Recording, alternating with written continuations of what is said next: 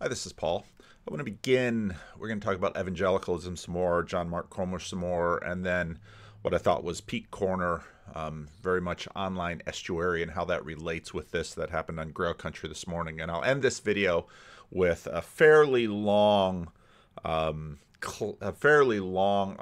of that live stream. I've edited it a little bit, but that'll end this video. The entire conversation on Grail Country this morning was, I thought, exactly what for many of us, at least especially the Christians in this little corner, or those who have deconstructed from the faith, that's really how this corner is useful. And a whole bunch of things come together in that live stream. So that'll be at the end of it. And so when you see me no longer sitting here and this going back and forth like I do, that will you'll know that's the rest of the video. It'll also be in the audio only podcast. For those of you who don't know, there is an audio only version of this channel, and there are no ads in it, and so you can find that. And if you care about supporting that, you can do so via Patreon. That's sort of the Patreon space of this channel is the audio.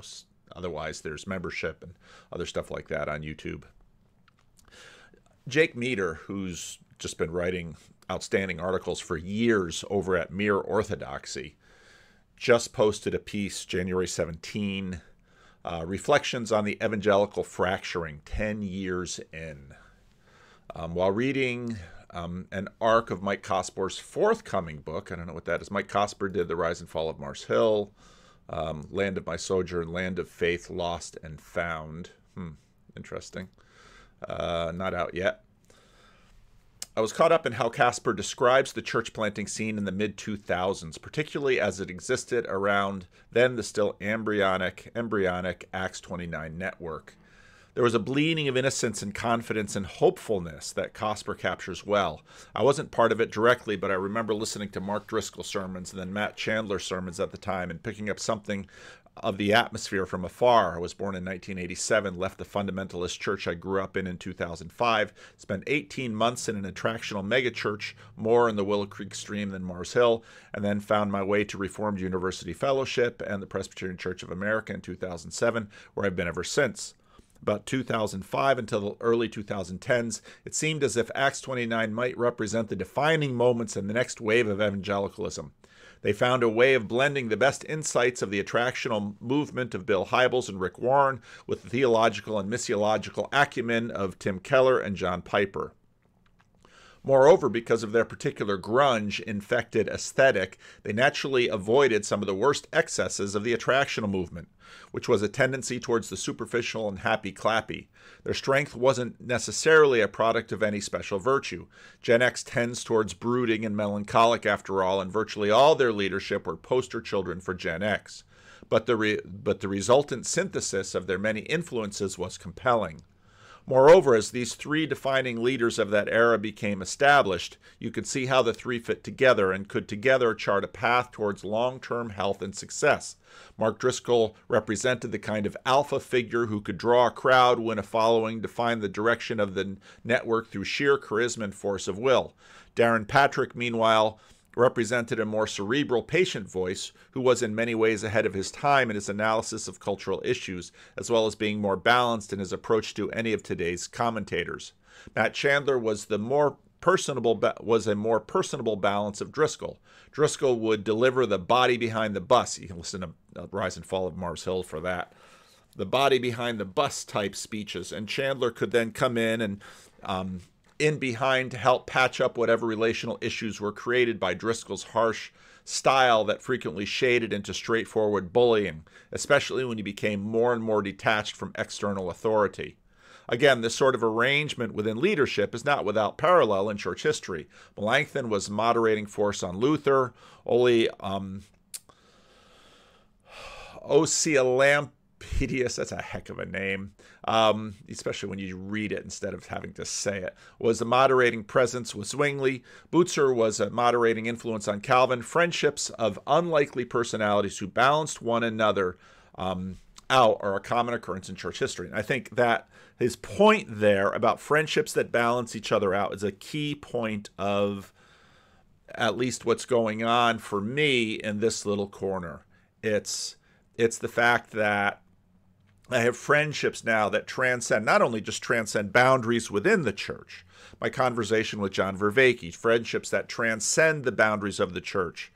Even thinking about the relationship between John Vervaeke's Silk Road and C.S. Lewis's Hallway. There's a lot of tensions in that, and I fully get that, but it's those kinds of friendships, it's those kinds of other 3 P's of knowing that balance out the propositional into a much more real human space. In a happier timeline, Driscoll, Patrick, and Chandler would still have another 15 or 20 years of effective ministry ahead of them as a team. Driscoll is only 53. Patrick would be 53. Chandler is 49. For context, Tim Keller was 58 when he published The Reason for God, and John Piper was 42 when Desiring God was published, and 54 when he spoke at Passion in 2000 and gave his Don't Waste Your Life sermon. If you think Piper's Passion Sermon and Keller's Reason for God are their most consequential or influential personal works, that would mean that each of these Acts 29 triumvirate would still be several years away from the ages Piper and Keller were for their most far-reaching influential work. And that is all to say nothing of all the things both men did after those 2 signature works. Keller published 29 books after he wrote The Reason for God, many of which I actually like better than Reason.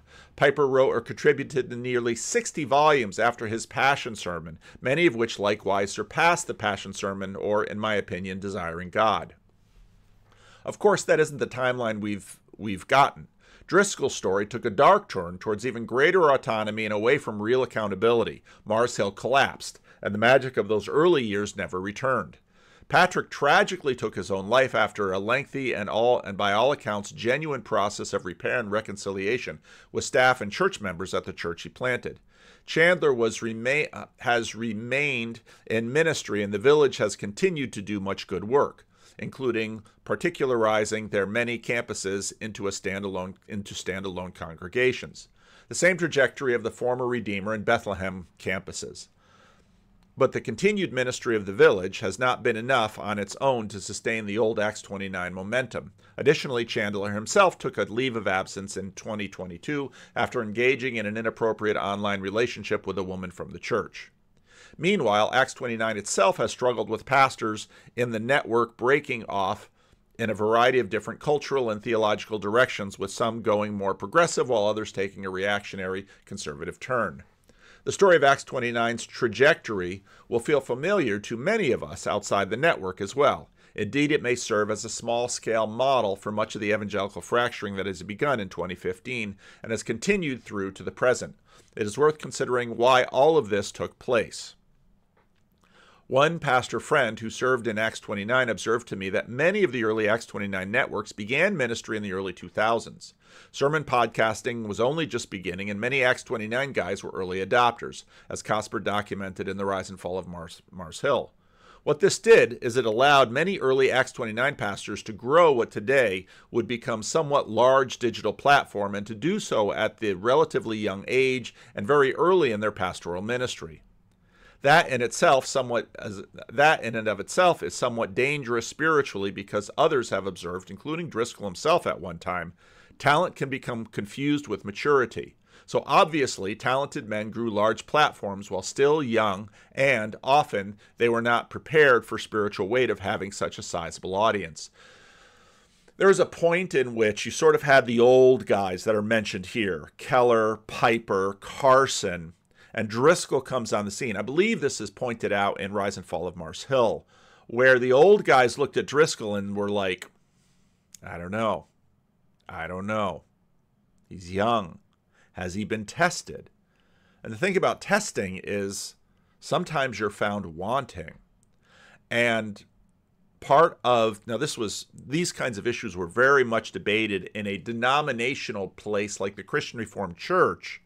Watching this stuff going on out there in Reformed circles, we were Reformed, they were Reformed. Of course, you had sort of the progressive, conservative back and forth pull within the Christian Reformed Church, looking at that over there. So all of this going back and forth. But there's one other factor to consider. In the mid-2000s was a very different time on the internet. Podcasting was established enough that you could grow, by the standards of the day, quite a large platform via sharing your sermons. And yet social media had not yet emerged as a tool for flattening hierarchies and bringing institutional leaders into more direct contact with their audience. That's a hugely insightful point by Meter, that in some ways those early days of podcasts where, I was very early into podcasting because I liked technology and I was playing with it, and I was podcasting just reams of Tim Keller sermons at that point. But social media tends to sort of take an edge off that, partly just by the huge amount of people that are coming into it that sort of level it all out. And then now YouTube and Twitter and TikTok, sort of the feeding frenzy that if anybody gets too big, there's going to be immediate attack on them to try to test them and bring them down. So in that way, there's sort of the green buds of the internet growth back in the early 2000s kind of off, and now you've got a maturing ecosystem, which is also a very vicious marketplace in some ways. So positive reinforcement one gets from possessing a large platform was there for these young leaders who could generally have a decent idea of how many people their sermon podcasts were reaching. But the negative feedback and critique one gets from social media were not present. So by the standards of ministry in the digital age, a strong case can be made that no one labored in a more spiritually dangerous digital platform than the Gen X pastors of the early 2000s. This might seem counterintuitive given how much destructive smartphone and social media have been, and neither of these things existed in the early 2000s and were not at all well established until the late 2000s. This, of course, sort of gets into the entire free speech debate because, well, okay, how are... with this multi-everything social media platform where anybody can be a content creator and put things out there on the internet, how do you rise above the din? And so then you sort of have this glandular competition that forces things up and out, yet at the same time other forces that sort of bring it on back down. And that's sort of the theory behind free speech. Now, it's again hugely complicated, but that's where a lot of the conversations around free speech and media marketplace, mass media versus social media, that's sort of where all of that stuff is riding. Add this to the technological context that made it difficult to be obscure and that tended to inculcate pride and militate against humility. Certainly, one could simply not podcast one sermon, or one could charge for them, as Keller did, which had the effect of minimizing his reach. But the entire tech that's an interesting dynamic about that. Now with the membership area and always the sort of back and forth that I've had mentally with respect to the financial aspect of this whole thing. But the entire tech optimist ethos of Acts 29 tended to militate against the sort of tech skeptic approach, I think. And so the network that had a chance to be the future of American evangelicalism writ large saw its leaders and young pastors formed in a deeply corrosive environment whose dangers were for the most part invisible and often were only discovered much later. Perhaps the defining story of the last 5 years, and likely to be an ongoing story for the next 5 to 10 years, has been the often disastrous leadership transition in many evangelical organizations, as baby boomers have retired and their Gen X successors have failed to hold the institution or movement together.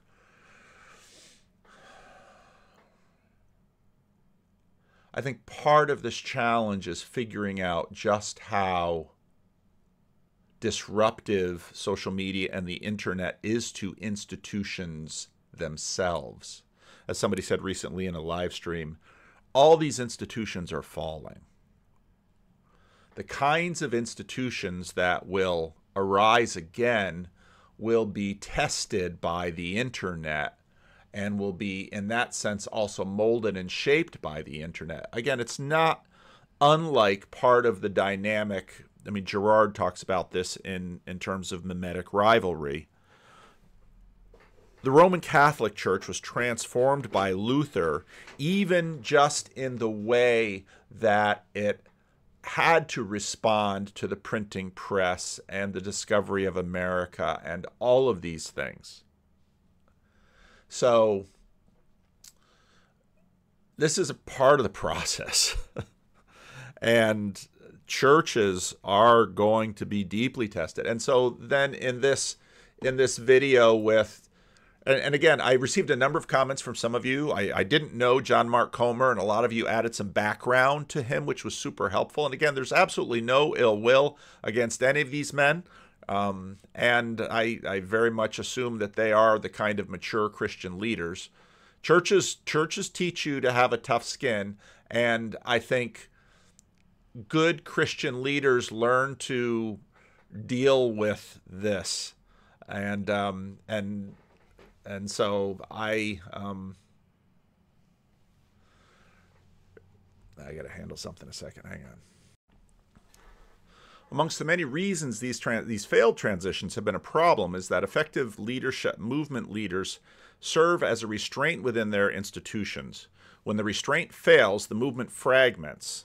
You might say that effective leadership creates an environment which the impact of Charles Taylor's Nova effect is somewhat muted. The Nova effect refers to the Nova-like explosions of new identities and forms of expressions that arise under modernity, especially late-stage modernity. I think also part of this is that, yes, part of it was the maturity of the leaders, but part of it was also the lack of continual intergenerational leadership within the church. So I was involved with the new church planting movement at the same time as well.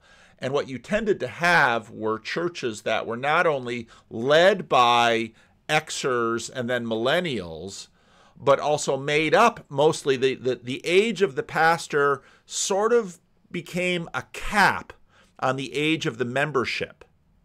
And that, I think, is part of what happened. So not only did you not have older, mature leaders who could sort of hold back on some of the innovation, but you had older, mature members. And part of the issue here is that those churches are dying out with the boomers, both the leaders and the members. And so we're seeing actually an accelerated disintegration of churches. Now, some because of death, some because they just can't hold together. Now, this is uneven in the country, and it's really important to say that because people talk a lot about sort of the destruction of the church. And yes and no, it's still very large. And these new growth areas that Meter at the bottom end of the essay really sort of points to. But it's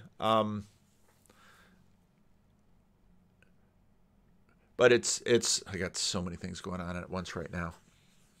But you have to look at all of those layers in this. I'm not going to read this whole article. It's a long article, but the whole thing is very well worth reading. So they talk about leadership styles here and talk about the fact that that some of the older leaders had all of this experience in many ways in the knitting, in the wilderness, that the younger leaders didn't have.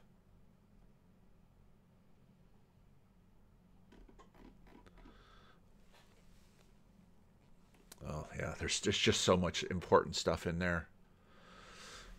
And also the denominational context. Part of what happened in the seeker movement and the rise of the non-denoms is sort of the eschewing and you're intentionally avoiding larger leadership structures. And what we found in the Christian Reformed Church is that churches need those larger structures for longevities, particularly in moments of transition, even though larger churches would almost always sort of look outside denominations for their special leaders. We saw this even with, say, Church of the Servant in Grand Rapids. When Church of the Servant in Grand Rapids were looking for senior pastors in the last go-around, where they had the Irish woman and another guy, they didn't pick people from within the Christian Reformed Church, even though Church of the Servant had a very dynamic internal leadership development program. They weren't developing leaders, local leaders from inside the church to do this, partly because of this stage effect that was happening in churches. Two examples from outside Acts 29. Keller did this in the PCA by helping limit some of the battles that the missional wing of the denomination would sometimes fight. As Mars Hill collapsed and Driscoll fled ecclesial oversight and discipline, the leadership had framed, guided, and directed the network began to fail. And so with any dam that breaks, the resulting flooding can ruin in many different directions and behave unpredictably. This next part is, and I feel it, given if I had never done anything on the internet, at this point, Living Stones would be closed. And because of the donations of many of you to Living Stones, you know, there's Patreon and there's membership and all that. But by far, most of the money that this channel has attracted has come to Living Stones, and I'm very happy about that, because this has allowed me to remain pastor for many of the people who are in their 80s and 90s now and whose funeral I'm going to do. But if none of that had happened, Living Stones would be closed, and I'm not exactly sure where I would be and what I would be doing, just because of the particularities of, and this is an increasing thing that's different from the way the Christian Reformed Church was when my father and grandfather were in their ministries. My wife has a job here. Increasingly, we are dependent on her job. We are dependent on her job for retirement. We're dependent on her job for our medical benefits. Once I get 65, that'll all be a little bit freer, because then, you know, you're on the government medical benefits. So it's tremendously difficult. So where would I be? What would I be doing if this internet thing hadn't happened? I don't know.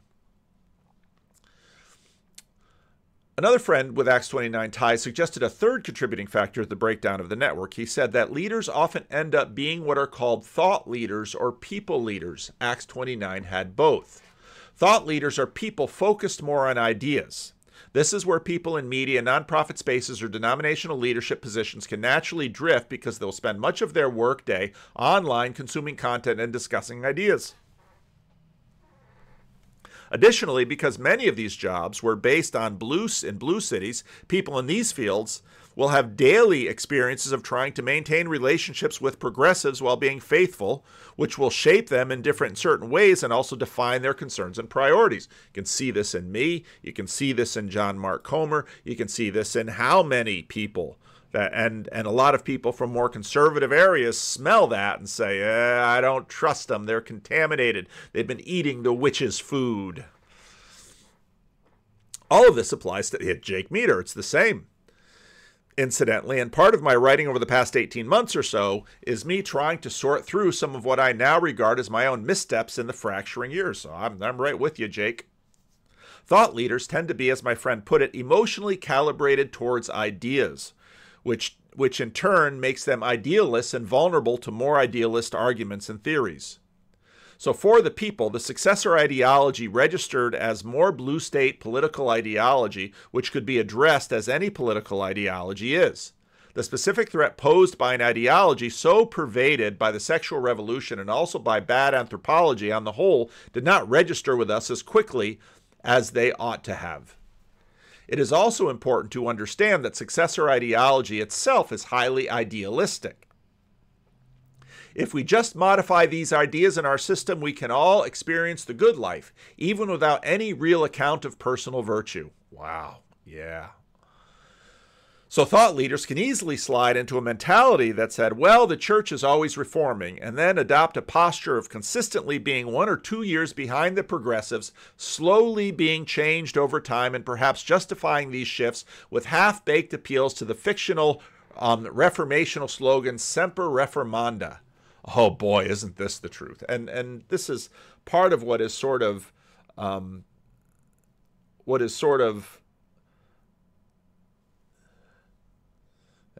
multitasking, which you can't really multitask, which is sort of ripping the Christian Reformed Church apart. On the other hand, There are people leaders. Often these are pastors in local churches, especially pastors in either red states or more extreme progressive regions where the underlying conflicts with the successor ideology are far more explicit. And so in some ways, I can see that too. And that's why sort of this little corner and Estuary and these things have been sort of a mixture of these two things. These folks spend their days dealing with ordinary struggles of parish life and pastoral care. This is part of the reason why I don't want to become a celebrity pastor on the internet, because dealing with, I'm going to keep people's names out of it, so-and-so going into the hospital, so-and-so having this problem, Freddie's already on the channel, dealing with all the things that happen and come up with Freddie, on and on and on. It keeps you grounded. And John Vervaeke talked about that with respect to his science and teaching in a university. These people tend to be organizational builders of various sorts, highly entrepreneurial. You almost have to be a church planter. And as a result, they tend to encounter the practical manifestations of ideology sooner than thought leaders do. And I think that's right. This all made these people within Acts 29 and evangelicalism more generally, I imagine, much quicker to condemn the successor ideology because they saw how it destabilized communities and organizations. That's absolutely true. Although it's this, you see that it's again in the Christian Reformed Church where it's both of these things coming at each other. And that's why if you go back to some of my videos around Synod, the progressives are just flabbergasted. They don't understand how this is going. But others, I haven't become a progressive partly because I live in California and I see this pattern. It's the Christian Reformed. It's often the pastors in the Christian Reformed Church that are in places like California and the East Coast that have looked at all of this stuff and say, this doesn't work. This isn't taking you where you think it should take you. But they're also not sort of embraced by those underneath in let's say deeply red states that get reactionary because they also realize that reactionary posture, well, you might really grow a big group in your little cocoon, but you're just there's a degree of denial in that cocoon as well. And so that leads to all these different cross pressures, as Taylor said. While the thought leader might be operating at a more theoretical level and thinking about the sexual revolution while arguing with someone in a magazine about the issue, the people leader is probably dealing with a congregant whose child is transitioning or whose marriage is falling apart due to spousal rejecting orthodoxy with regard to sex and gender. And that's sort of where I've tried to balance those two sides of me. And I think where they get balanced in Estuary in this little corner. It's not just sort of red state reactionary. There's plenty of that over there, and it certainly is here too. But it's not sort of blue church going along to get along. It's sort of a mixture of the two. Jumping down in the article a little bit. But as we've already established, that isn't what many Acts 29 guys or Gen X leaders in evangelicalism had in general. Rather, they often had online platforms in their late 20s or early 30s. They regarded as being more established and mature than they actually were, and they were denied to themselves many of the experiences needed to cultivate the quiet, sturdy maturity of Keller or Schaeffer. And, of course, many organizations were complicit here as well for promoting people who were not formed or equipped for the level of visibility and authority they were given. And, it's very interesting, the heat around Keller towards the end of his life and the end of his ministry. That fascinated me.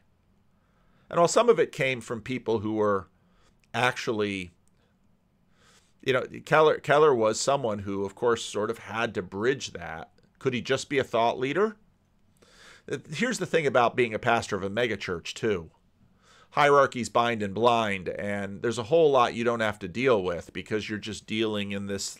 You're dealing in your office, you're dealing with your staff, you're dealing with the structure. Back during the seeker days, working on the church, not in the church. And many of these leaders had years of working in the church. And I think part of what we learned from the seeker movement is if you're only working on the church, but you're not working in the church, you're not learning from the church. This also led to another problem over time. There we go. It's also led to another problem over time. When the cognitive propositional move seemed to fail, the natural pull is to be going towards more experiential, expressive as correction. And this is, so when we talked about the therapeutic that has sort of captivated this space, you'll notice in the video that's coming that the masculine-feminine valence gets talked about. In the online TLC, you see a lot of men, and people are like, well, where are the women? Well, they're there. Well, and somebody noted that, well, evangelical churches are masculine spaces where you see the women. I'm altering it a little bit. And like some of these Orthodox traditional spaces are feminine spaces where you only see the men. And there's a lot to this. Boy, this stuff is so complicated. But I liked where he dealt. So he talked about Limburg and the propositional. That very much gets at what we've dealt with in the little corner, via Vervaeke. The center of Young Reformed movement was perceived as capitulating to the progressive successor ideology due to its missional positioning, which itself was downstream as its cognitive propositional method. So the conservatives in this case discovered the expressive turn as a response to cognitive propositional centrism and then turned it into right-wing ends. And this is exactly what you see. Suddenly, you see people who are supposed to be hard and strong playing the victim. Because, well, this is a powerful tool in this marketplace. And this is part of the reason this dynamic of mimetic rivalry, where the two sides begin to look like each other, because when the successor ideology exposes these powerful tools in this fight, well, the reactionary right just can't help but use the ring. We might call it Barrymore. Understanding that the reactionary right wing of evangelicalism is expressivist helps to explain a great many things. The centrality that vibes play in the movement, and it does. I mean, a big deal with someone like Doug Wilson is his vibe. The flamethrower, what is it? No Cover November. I mean, all of this stuff. It's a vibe. Driscoll was a vibe. So it's expressivist. Again, this is this Girardian mimetic rivalry. If you engage the other side and you look at what's helping them win and you say, yeah, I'm going to use that so we win, you become like the enemy. This is central. When I tell people again and again, if you're going into a culture war, study Jesus. He lived within one, and figure out how to engage in your culture war like Jesus. And suddenly, even though you say, I believe in the resurrection, you look at the cross and say, well, that doesn't really look like a winning strategy. Well, line up there with the Muslims, because that's what they think too. In particular, right-wing expressivist religion works itself out as a constant negation of all things endorsed by progressives. As Aaron Wren observed recently, it does this because the great enemy for the reactionary formed right is not the angst of modernity, but modern progressivism. So they turn to expressivist solutions and that problem in the same way the progressivists turned to expressivism in the past to address the difficulties they faced. Dead on right. The outcome of all of this is not only has Reformed evangelicalism lost the steady leadership provided for so long by Piper Keller and Don Carson, but it has lost much else besides. Due to the past 10 years, Reformed evangelicals have also lost the underlying modes of thought and the specific context that helped to shape those men in the first place, while at the same time losing the men who were the most obvious successors to the baby boom generation of the young, restless, and Reformed leaders. It is perhaps worth revisiting not only Keller's biography, as readers of Colin Hansen's book are doing, but also worth considering Piper and Carson as well. Both of them grew up with fathers laboring in quiet, difficult ministry over years. Add me to the list. Hiram, Stan. But I'm old. I'm an old guy. I just turned 60. I'm right on the cusp of the boomers and the Xers. What unified the older chapter of the movement and separated it from what we now have? One answer has already been suggested multiple times. There's a long period of quiet obscurity for each Piper, Keller, and Carson that would-be Gen X successors mostly did not have, due partly to their own choosing, partly to technological factors, and partly, I suspect, to the underlying logic of an American evangelicalism that tends to think of itself in highly market-oriented terms. Again, I also think part of it is the fact, again, the church planting dynamic, by virtue of the church growth theories of generation before that came out of Fuller were the homogeneous unit principle. And that homogeneity very much expressed itself in generations. And you saw this in Willow Creek. I remember I leave the mission field, I come to California, and the entire classis is going to Willow Creek. So we go to Willow Creek and we learn the 7 steps. I go to Saddleback, I learn the bases, I learn all of this stuff. Now, Lance in the video that follows has all of this, talks about this. Lance has walked through this with me. So listen to Lance, listen to Tayo, listen to Christian, listen to all of them, listen to Sherry, listen to Luke. I mean, they've all got a tremendous amount of wisdom. And when you hear all of them, these are all people who have sort of been floating along through this, and now some have gone to Orthodoxy, and they nicely articulate why. I try to do a little bit of articulating there about some of the dynamics between Protestants and Orthodox and Catholics in terms of how this is all shaping out. I come in much more towards the end of that whole thing when I jump into the live stream. But there are a lot of factors to this. There always are. That raises a second point. Because American evangelicalism tends to see itself as a competing in an ecclesial lifestyle and political marketplace, it is also significant that all 3 of these older leaders are not American evangelicals, sociologically speaking, in their young formative years. Keller was never really all that evangelical himself. He didn't grow up in or found the PCA very early, especially in those days that were not especially evangelical. He himself became more identified with the movement as he aged. He was far closer to British evangelicalism. That was always true of Keller. And American evangelicalism. Meanwhile, Carson is a Canadian, and Piper grew up fundamentalist in South Carolina, closer to Bob Jones than Stott.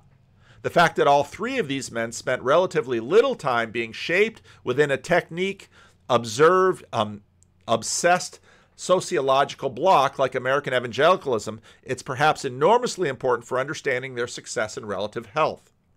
Finally, one can see in the older generation a principled commitment to coexisting alongside and ministering with people like oneself. It is quite remarkable to review the roster of speakers that John Piper hosted at Desiring God between 2005 and 2014. Now, all of this comes apart. Gen X leaders failed or lost credibility, and as older friendships broke down, these vital restraints on individual and movement fell apart. I remember in the seeker movement, so you very much had a hierarchy, and the hierarchy was often determined by the size of your church. And I remember the Christian Reformed Church, Home Missions, having this special little cadre of leaders who had grown their church into the thousands, and there were a few of them. And so they, on one hand, that's a very reasonable thing to do. And I feel I got to finish my sentences. What happened downstream, though, is you lose ties with your colleagues. You lose ties with your local leadership. You lose connections, and then you start sort of living at this oligarch level.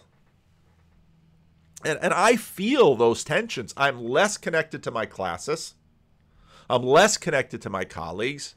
I've not been on CRC Voices nearly enough lately. And I feel those things. And I, if Living Stones dies, where does this go?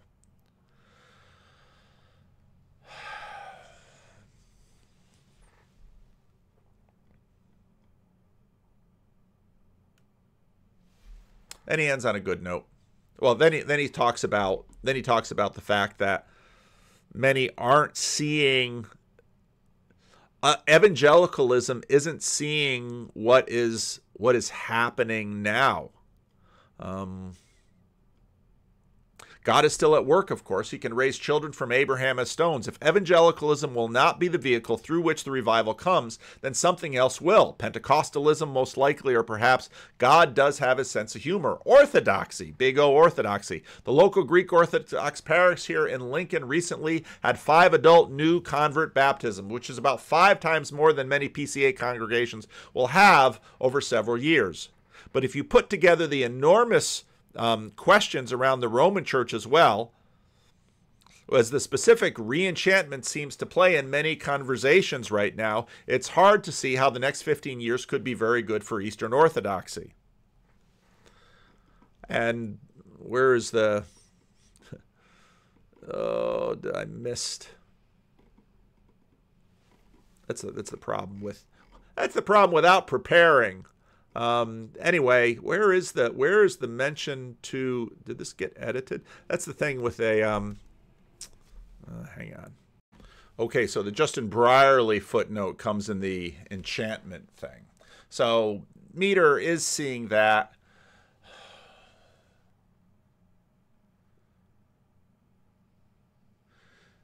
It's really hard for people in different spaces to play across these lines. And again, part of the only reason I can play across them is because YouTube is a place for people with little to lose. By virtue of a whole bunch of circumstances in my life and in my church, I can do this. I can participate in this little corner. A lot of lay people can. A lot of clergy can't. You just can't do this. I mean, Phlebas the other day made a comment about, basically, in ways how, going on YouTube ended my prospects for certain career trajectory tracks. And I knew that there weren't any real prospects for my career in the Christian Reformed Church beyond this. And again, that doesn't say anything against the Christian Reformed Church. And there's no big secret. It's just by virtue of some of the mechanics of my life. I do have a tremendous amount of leadership in the Christian Reformed Church currently, and I'm certainly a more controversial figure than I was 8 years ago by virtue of this YouTube channel and what I've done. But as I tell many people, confessionally, I feel very at home in the Christian Reformed Church. I don't have a confessional problem at all in the Christian Reformed Church.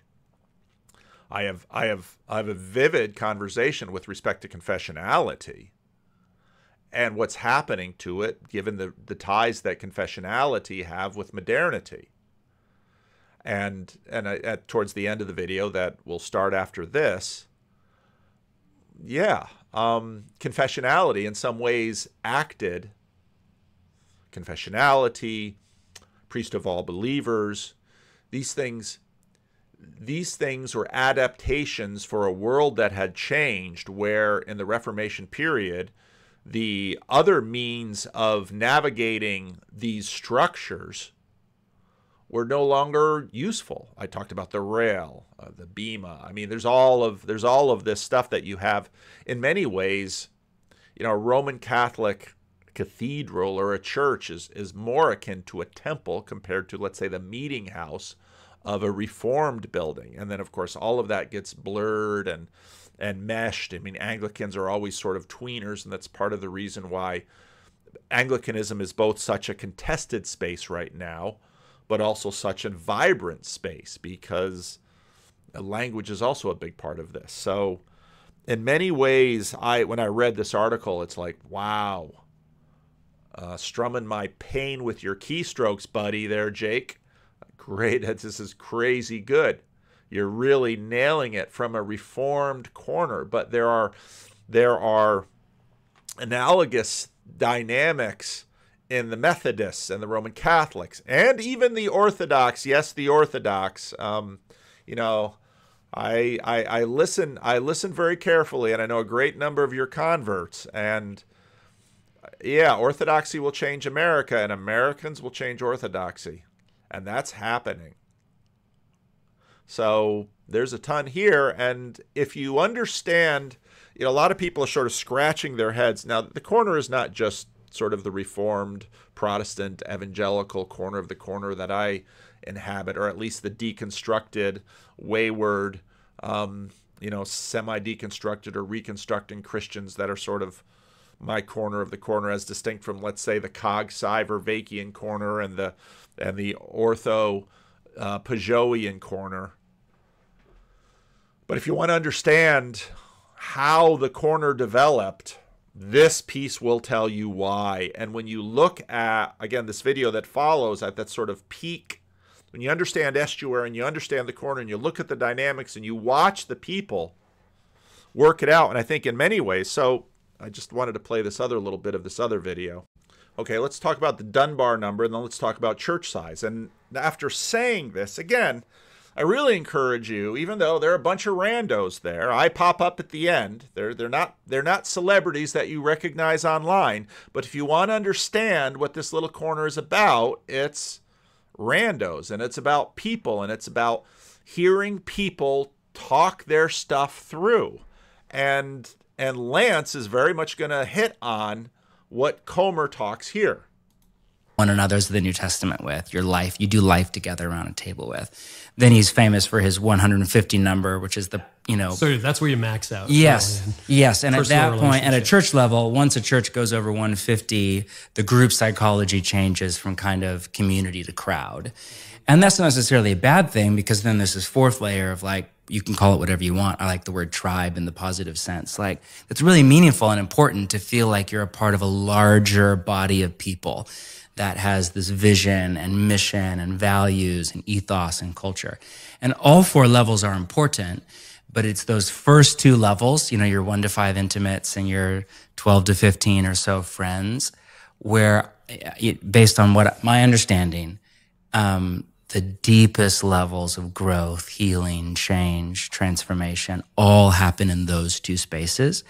So I think the older I get, Again, you'll hear Lance, who comes out of the 12-step program, say, yeah, you've got the speaker meeting in AA, and then you have sort of the larger AA meeting where the randos, the anonymous ones are talking, but not all stories are appropriate for that. It's when you get down to you and your sponsor, boy, you're going to get into some things. And I talked about the fact that part of what happens in the Protestant Reformation are adjustments to this, because the cost, the economics of having the Swiss Army knife church leader, and this is part of what's attacking the Christian Reformed Church, is that, well, we want Hebrew and Greek and theological education and all of this, and okay, the cost of this. And now you've got deployment. You saw this with the mega churches. So the church gets big in terms of the mega church that affords particular psychotechnologies at scale. But then you're going to have small groups. Then you're going to have one-on-one discipleship. And so you find the mega churches trying to manage all of these layers. Been on the same trajectory of I'm less and less, I am underwhelmed by Sunday services, even though I still have a high theology of preaching. But I am just very underwhelmed by them. And I am more and more with every passing year, and not as a theoretician, as a practitioner. And I'm very far past the honeymoon stage. I know how hard it is. But I am more and more convinced that the future of the church is smaller. It's around tables, not stages. It's relational. It's formational. It's prayer-based. And I think those convictions, now being on the receiving end of the church, and not having my ego tied in with that Sunday service, because as a general rule, pastors all want bigger churches and people all want smaller ones. And that's not true across the board, because often there are things that come with larger churches that people really want. But I think as a general rule, that's true. And having my kind of job disconnected from that has been really good for me. Okay. And this is, I think, where YouTube screens again, 1,000 disclaimers with respect to this. And John Vervaeke and I talked about that at length in our conversation, which will be coming next week. So I know some of you, I do a conversation with John or Jonathan, and everybody wants to see it right away. It's coming to the full channel. Don't you worry. If you want to see it now, you can do no wait, no ads. Absolutely no obligation. It'll come to the full channel. There'll be no ads for it on the podcast version. There'll be no ads for it on Odyssey, that other video channel that mirrors all of my stuff. You can find it there. Again, I'm really trying hard to have no barriers here. Part of what I'm struggling, though, is, Livingstone's dies. Livingstone continues to be 95%, 98% of my income. And so, I feel a sense of calling and conviction to continue to develop what has started.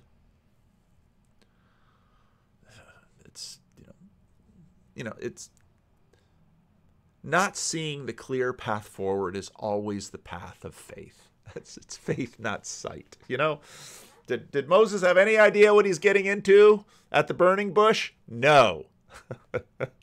If God had told him, well, he didn't want to do it anyway. By the time he was 80, living in 80 years of obscurity, he was smart enough to say, I don't want to do this. And God's like, I'm not giving you a choice here, buddy.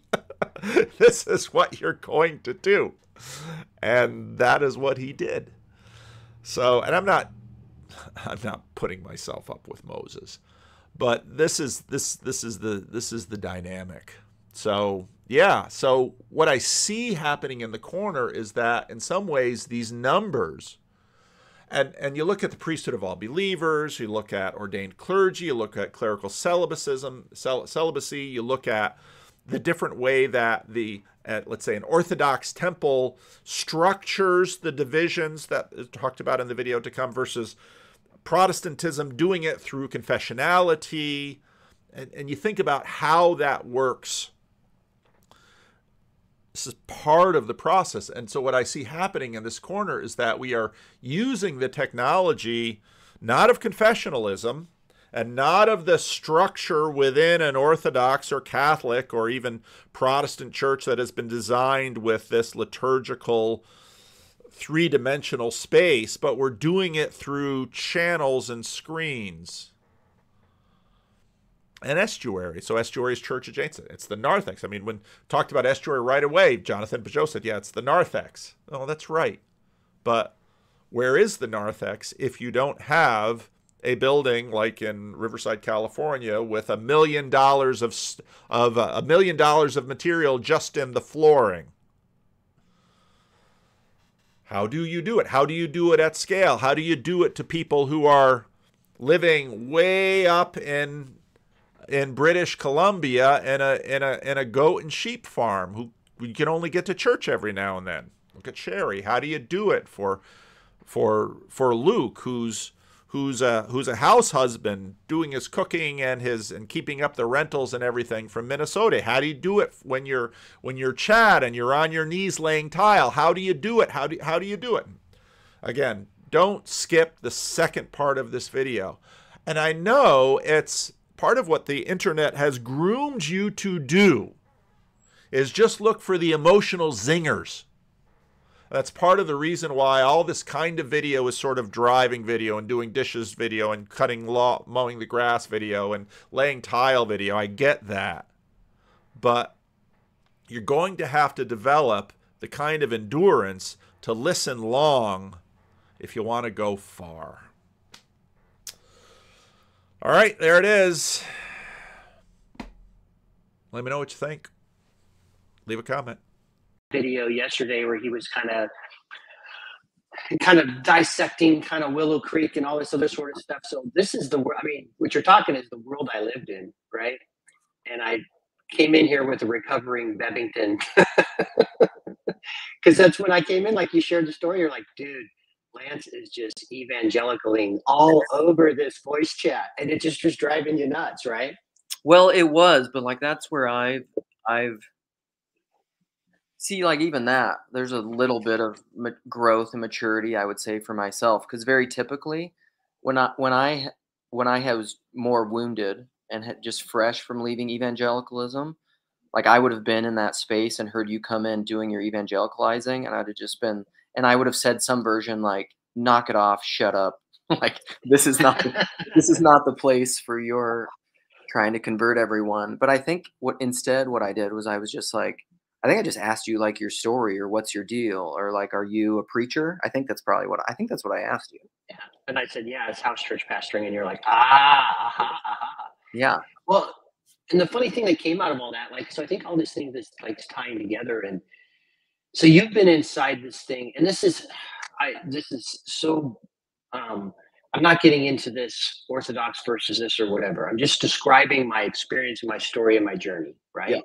And so you and I were reading, like when you said blue like jazz and stuff like I was reading all that stuff too, right?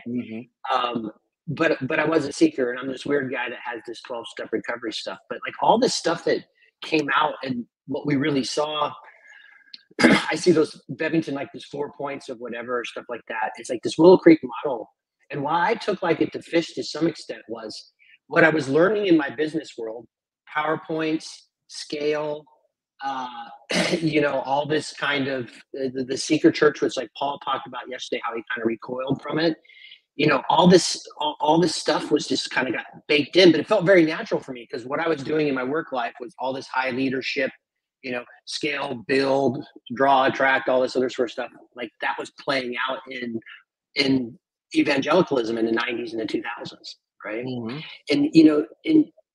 And then when you were talking about I'll get to that. And so, we had this milieu that we were there, and it felt good. And so my house, the seminary I went to, like he was so much like Paul. And so we were reading all these business leadership books while we were in seminary too, but he had left a mega church because what he was realizing was, and this is, very Willow Creekish and everything else, what he put the numbers to it. And he was like, wait a minute, we're spending about $1 million per true disciple produced a year.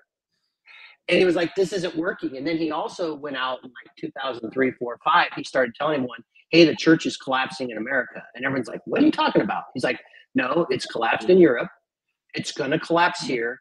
Yep. And so his answer was to go out and do a house church model, which we did and everything else. And, but the one thing that I look like, even with that, which house church sounds great, but most of the house church movements I've been around have all collapsed too, or had schisms or broke up or whatever. Like that doesn't even solve the problem. And it's just as difficult, and all those things come in. And, one of the things that you'd mentioned with Gutenberg, which is that technological shift where it put the Bible in the hands of the individual. And I lived by this mantra for 30 years. Me, the Bible, and the Holy Spirit's all I need, right? And the danger to that is having that get untethered from some sense of, the whole like some sense of being bounded to some sense of tradition creates all this stuff that happens, and well-intentioned people go off in all these different weird sort of paradigms. Yeah.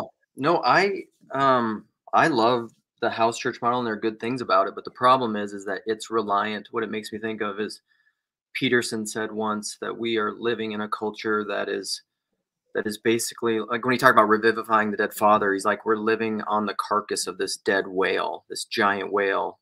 And he said, like, eventually the bones will be picked clean, and there won't be anything left. And so you got to revivify things. And that makes me think of, did you see Paul's conversation where he played a bunch of that John Mark Comer stuff from yesterday? Yeah, that's what I was talking about. Yeah. So that ties into this whole milieu of what's going on. Is like the point of that I thought was fantastic is he was saying house churches or churches, they're really good at like that first stage of discipleship. But then like there's a point, and this is kind of what I was talking about, even in my own story, it's the same thing. There's a point where if you're wanting to continue to grow and evolve and change and do the kind of stuff that I think TLC is doing, have conversations with people who disagree with you and learn to maybe Like, again, because it's like Rogan will say, I'm not married to my ideas. Like if I am talking to other people and if you learn, change, grow, repent maybe of certain ideas, that's not flip-flopping. That's not a bad thing. That's just maturity and growth. But I think sometimes in order to do that in the cultures that we're talking about, you're forced to leave. You have to like either deconstruct or leave because there's no option. They don't allow for that. Well, it doesn't afford. Here's where I really think, now that I've spent, over 3 years now in Orthodoxy, and it's different by parish. But here's what I think Protestants in general, but evangelicals, here's what I think they do. They get really great, and then house churches come into this. It's community. Man, if you plug in, you're going to be in a small group, right? You're going to get into service, or you're absolutely going to be out serving with one another, getting outside of yourself. There's discipleship models. I agree, but the problem with that, like I was saying, is the dead whale. That's based on the remnants of an American culture that has all these, or whatever culture that has this Christian basis, but with technology and cars and suburbs and destination everything. And you don't have city centers anymore. It's city architecture, like even Peugeot will talk about. You'll maybe have like Jess, our good buddy. He has one of those local churches that's phenomenal. That's all local people, and it's a community church. But it's not. It's because it's a community. But like if you lose all that stuff and you live in a very transient culture where people are moving all the time, there's no religio to hold that all together. People think it's the ideas, but it's not. Because like what and then what happens if your ideas change? What's actually holding those people together? Nothing. Right. So again, I think if anybody is honest about that house church movement, I've seen all these ones, and it's been over 25 years I've watched it. Splits, fall apart, come down. The person who's leading it gets burned out. The other people don't have either the skills or capability, and so it just floats around. Like, it's not a model that sustains very well. Very few people that would find themselves that would do that. And I think the question becomes then, which is, and then again, we see all this self-help seeker programming that's going on. Again, PowerPoint church, all this stuff that's happening. Like, they asked, like, what is the church? Maybe you were there when we were asking what that was. I think that was one of your conversations with it is. And the fact is, like, what I see, what's the point of going there is like, you're going there because you're going there to encounter Christ, the presence, right? And in Orthodox or even Catholicism, but what you're going there is to participate in the ultimate communion, right? Which is the Eucharist. Yeah. And without the PowerPoints and all the other stuff and everything else, like, it literally is just, you're going to participate in heaven and earth, right? Mediation, angels, all this stuff that's out there. Now, charismatics do a good job, I would say, that sort of thing. Is that, I mean, what they're going to do is they're going there to really encounter they're going to go encounter God in a charismatic service, and they're going to fall out, and they're going to have they're going to speak in tongues, and wave. It's going to be a wild experience. Sorry, Lance, just want to push back on, ask more questions about what Luke just said about that. The community structure determines whether or not the participation in the church is based around community.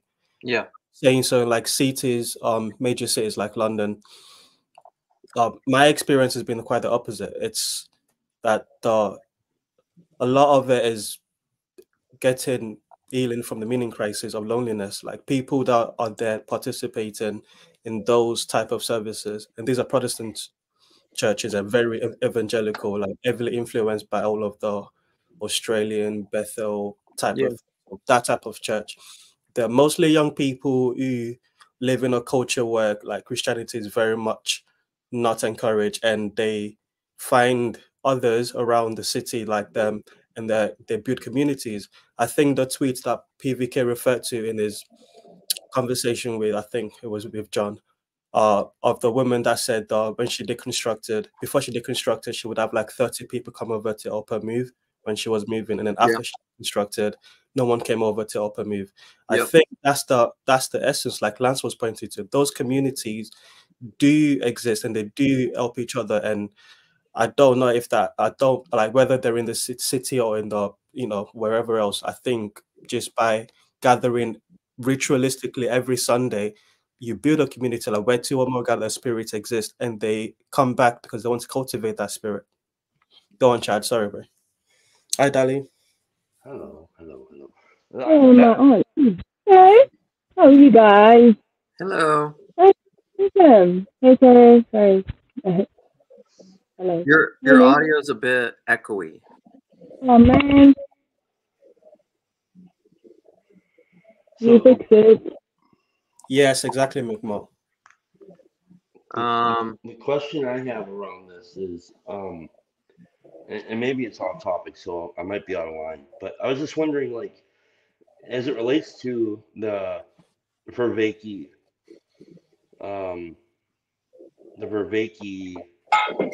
PBK conversation, they kind of touched on some of this stuff and the aspect of community. Like, it's weird. This is such a weird paradox because, like, where do you find community if you can't find a way to submit to a religious body like a church? Teams. Or What'd you say, Tom? I said sport team, football teams in this context. Oh. Well, yeah. I mean, there's always going to be submission to some religious body, whether it's a book club, a men's group, AA. I mean, that's just you're submitting to whatever structure that is and participating in it. But like, and it's a struggle because, like, I'll admit in Orthodoxy, it's like American Orthodoxy is an interesting beast because, like, people say all the time, there's all these people from my parish that, like, I know lots of guys that grew up. I was just talking to a dad at my kid's school who grew up Orthodox. His grandparents were Orthodox. His parents were Orthodox. He's a Russian guy. He doesn't go to church. He doesn't think of himself as a Christian. So, like, all these, see, that's the thing, is there's a lot of evangelical converts to Orthodoxy because they were leaving the problems of evangelicalism. This is why I like that term, Eastern Rite evangelicalism, that then come to Orthodoxy and they're like, this is the solution. I don't know if you've seen it. I've not watched it either for a lot of the reasons you mentioned. But Ruslan KDs are one of those evangelical type YouTubers. And he's got a conversation out now with Peugeot and a singer from the Paul Robbins. And that's such an interesting pairing because Ruslan grew up Armenian Orthodox. Yeah. He constructed out of it, and then he's now evangelical. And Peugeot's got the opposite story. Yeah. So those classes are playing themselves out.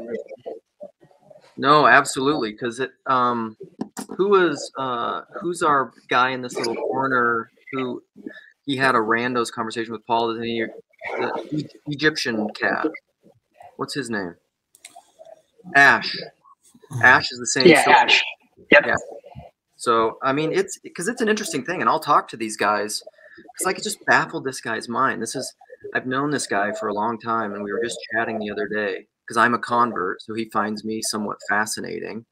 And he asked me the question. It was kind of cool. He just like, why do you convert? And I was like, well, I mean, basically because the theology I grew up with sucked, and this theology is awesome. and he just, and like, but that to him, like people that are cradle Orthodox who grew up in it ethnically, like most of them don't know the theology at all. They really don't. And then like I say stuff like that and they're just like, what are you talking about? Like, you're a weirdo. But like, that's the thing, is because like I am culturally evangelical. So the things that really excite me, that I get fired up by, are shaped by what formed me, by what I was initiated in. So like now I'll say I'm baptized and chrismated and practice at an Orthodox church, but I think it's very right to say that I'm like, I don't know, and I just do this for fun, but throw percentages on it. Like I'm maybe like still 90%, 95% evangelical, 5% Orthodox. Do I like all the ideas? Sure. But what do I say all the time? My self-identity and liking of ideas has very little to do with who I am. Well, and I think the scale thing. So one of the things you point out, so Orthodoxy is not perfection. Like when we think about the people of Orthodoxy and what it is, it's not perfect. And you absolutely see that. So this is your personhood argument, Luke. Like, but this is true, and Paul would say this in evangelicalism and everything else, is that unless the parents are authentically living it in the home and modeling it in the home, right? And I'm not just talking about Bible banging on your kids. I'm talking about authentically living it, right? The good, the bad, the spills, but they see, wow, you're walking the walk, sort of thing. That is what is going to impact kids more. And so for an Orthodox parent, it's, yes, you can catechize the kids and do that stuff so they would learn those things, but really it's the parent that is going to impart orthodoxy to their children, right? By their practices and how they talk and exposing as they start getting older, those things. And so if that's not happening, because there's, and this is there is total cultural orthodoxy going on, secular orthodoxy. Like if you look at, particularly like the Greek church has very low attendance per membership. It's the largest membership, but very low attendance.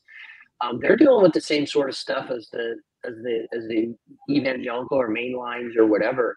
One of the things that so when I speak about this, like this is not an attack on Protestantism, because Protestantism isn't going away. And I have so many of my amazing friends that are amazing, like look at Paul. Like what's Paul's success?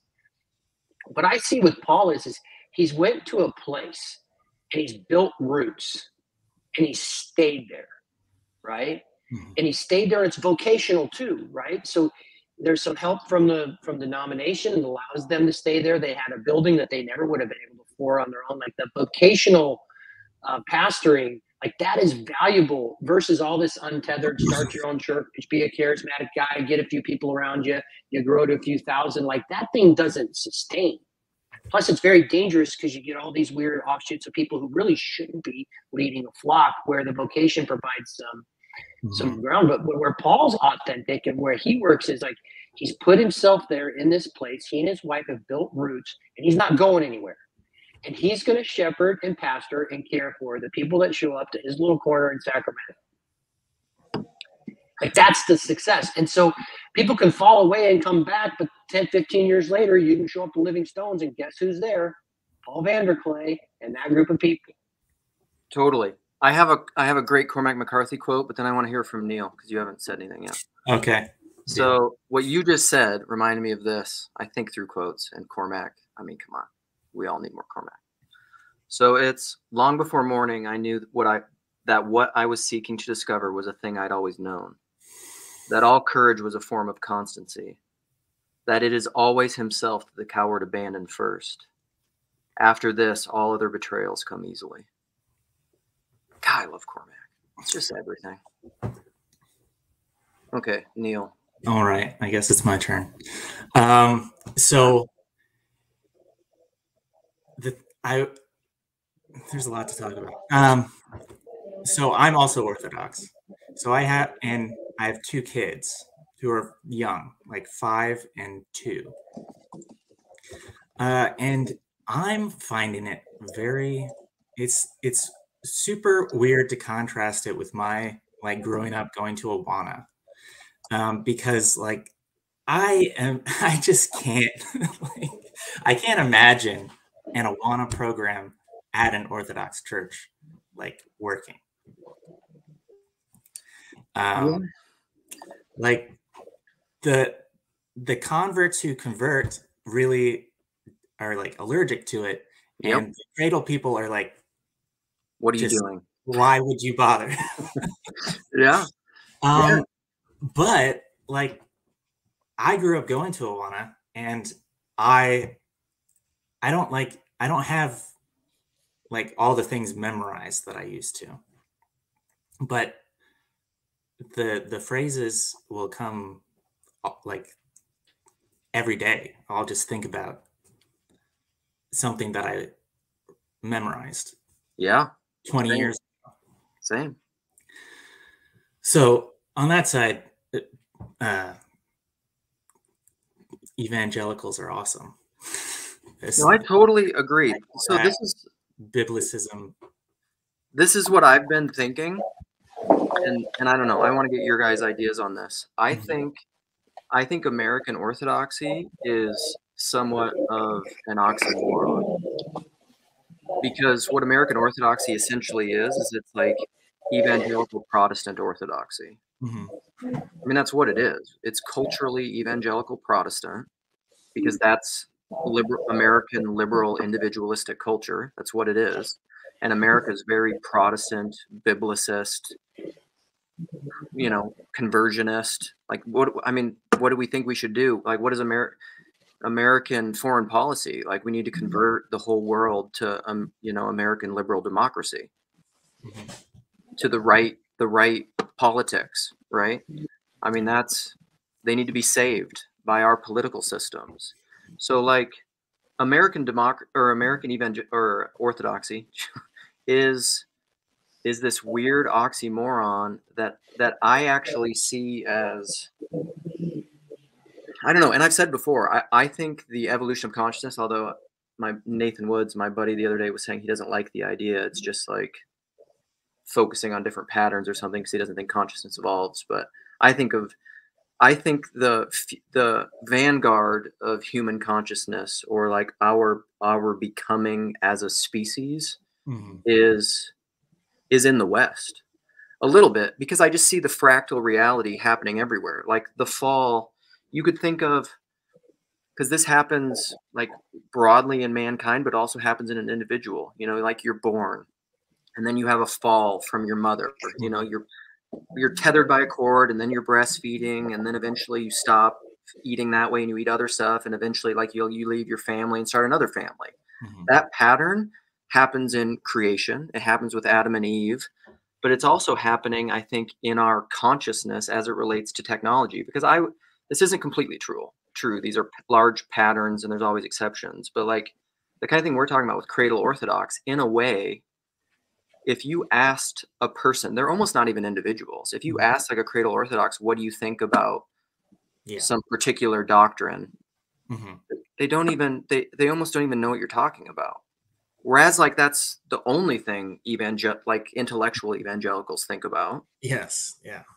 And I think part of that is like a fall from grace. It's just like, what do I think about this separate from what the Bible says, what the church says, what tradition says? What do I think about this? Which is the same thing a kid needs to go through in his own evolution and growth and maturity. Like, it does matter what you think about things. And I don't know. I think we're going to have to figure that out in American Orthodoxy, because it's not the goal for American Orthodoxy is not to make a bunch of Americans like Byzantine Orthodox. What is the goal? Faithful innovation, I would say. Sounds like the Protestant. Yeah, but I think, so here's the thing, and I agree, right? So the problem, like, but when you're in liturgy, when you're in Vespers, when you're at the Matins, those sorts of things, there is a timelessness to it, right? And so all those, and I bring it, like all those evangelical sort of, let's just say American, I'm an American kid, right? Born and raised in America, so I'm a USA American kid, right? I am all those things, but when I go participate in the pattern, when I go participate in the liturgies there, that stuff doesn't exist in those liturgies, right? And the beautiful thing is that the sermon is 10 to 15 minutes long. So you only have that little break, and there's no PowerPoint. So you just have this little break where you get that. So it's this thing that takes you out of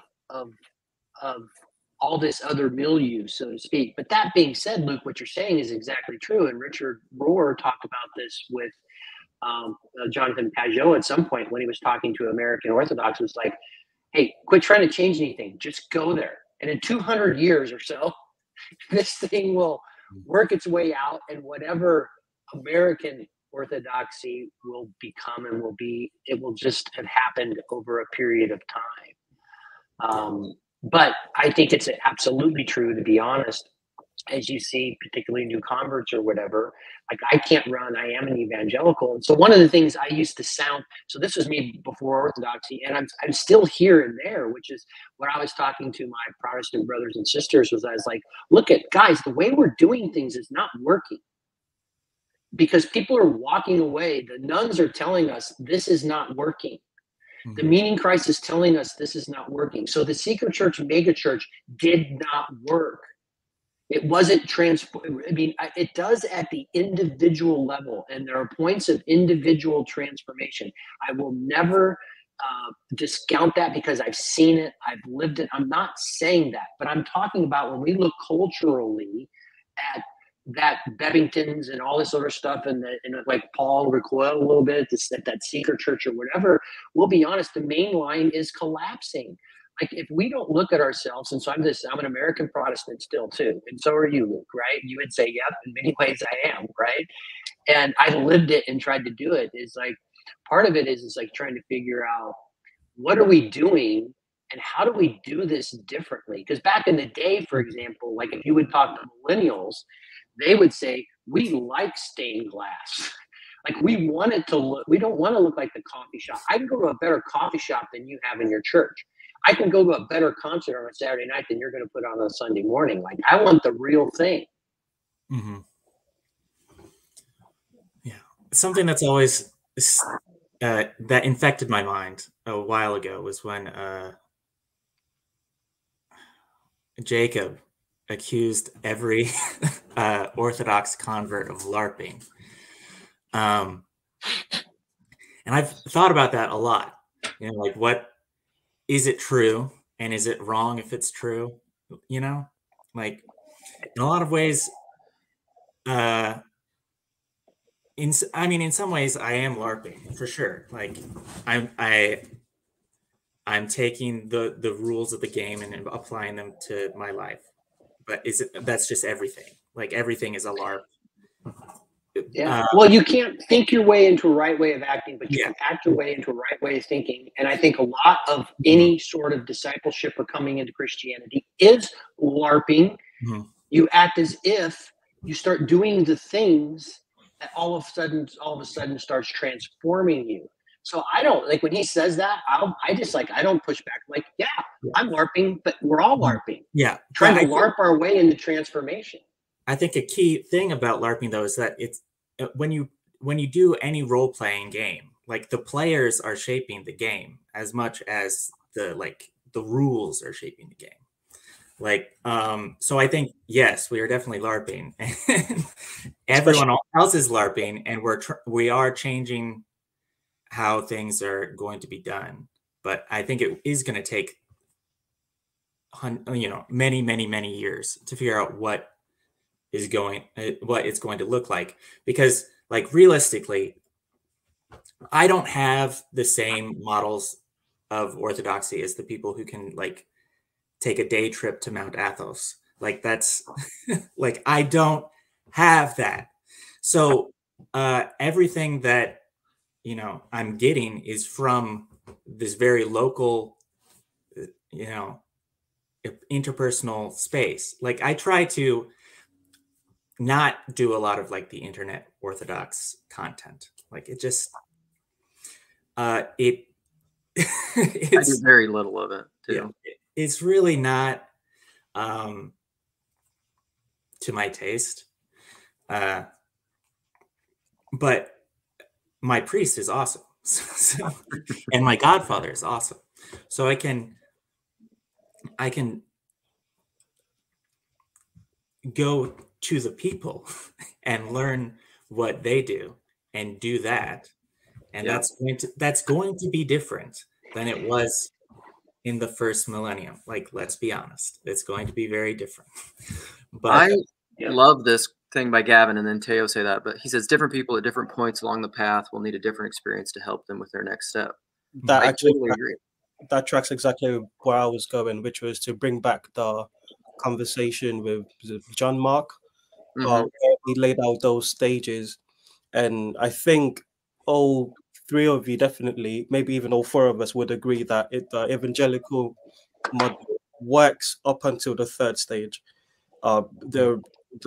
If you go through that individual transformation and you show commitment to a local church, they'll find you something to do, and that will make you a part of the body, so to speak. And then you get to a stage where there's disillusion, some kind of deconstruction, and then we don't know what to do with you. For the three of you, Orthodox has been like the path that you've gone on to find to get onto those next stages. Are you saying that's what every evangelical needs to do, or is there something evangelical churches can do to aid those the next stage of the evolution? I think I would say, so I'm a little bit older, so I come from a mainline Methodist church. I think you would look at a lot of the mainline churches. There was a lot more of doxology. There was a rhythm and pattern to the services and some of those things. I do think that there's some tethering around that is good. And there was a question here, which is that brought up is like, well, how do you know if it's working? Like, is it transforming people? And if it's transforming people, is it transforming the community around it? Right. So that's where you would see. And so from my perspective, when I see if I see something works in a 12-step recovery program, for example, you see a transformed human being who was once one way and is now completely different. And so what does real, like, if we started to see something change in let's just use the United States where we're at, or you started to change in the community, it's all of a sudden you started to see people coming back in real and authentic ways. And so, for example, a lot of things you do, you don't have to understand why they work, you just have to do them. So a lot of that happens in 12-step recovery, but I think that happens also in Christianity or whatever. You just start praying. And liturgical prayers are actually good. Like even in AA, they point people to, hey, why don't you ask for some prayers and just start doing them? Well, I don't want to do them. Well, that's okay. I don't believe them. Don't worry. Just do them. Mm-hmm. And when people will start doing these things, all of a sudden, 1 year, 2 years, 3 years, 4 years, 7 years, they have a radical transformation. Mm-hmm. So I don't think it's realistic. As I sit here, it's not everyone's going to become Orthodox, but I do think it's important to look at in the United States, which is our predominant view, is like, I don't think PowerPoint, business leadership, therapeutic self-help, mega stuff is producing the sorts long-term. Now, will people get drawn to it as a point along the way? But I think it's that larger conversation. I think a lot of evangelicals are, I know I was living it, or having this conversation because they're seeing what's going on and like, wait a minute, something's amiss. How do we do something differently to better impact people? Because again, like, by the way, it's happening out of Orthodoxy too. I'm not trying to say it, but what's happening to all these people deconstructing? Like, listen to the deconstructors, right? And Paul's doing this very well, and that's just who he is. Like, Paul is a thought leader on this, is watching all these deconstructors and, okay, well, how do we respond to this at a church while also not kowtowing to the culture and trying to give them something they think they want, but giving them the crunchy, weird, awesome God that exists. Mm-hmm.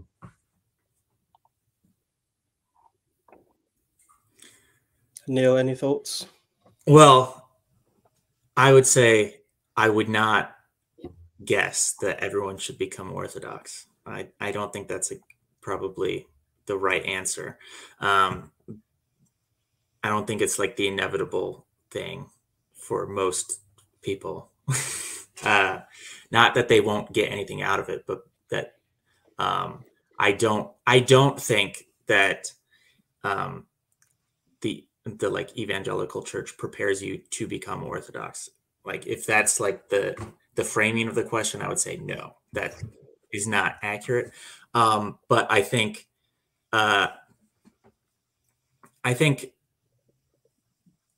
what you mostly see is people like having a period of out of the church, and then they need to go back to the church, and they'll usually pick something else. They'll pick a new kind of church. That's what I did, at least. I don't, and I think Orthodoxy is like, just, it's in the zeitgeist in a way that the Orthodox didn't really expect. And we'll see how they handle it, and how we handle it, I guess. I'm in there now. So, but I think something that the evangelical church could do to not, if they wanted to not have people become Orthodox or become nuns, is encourage contemplative practice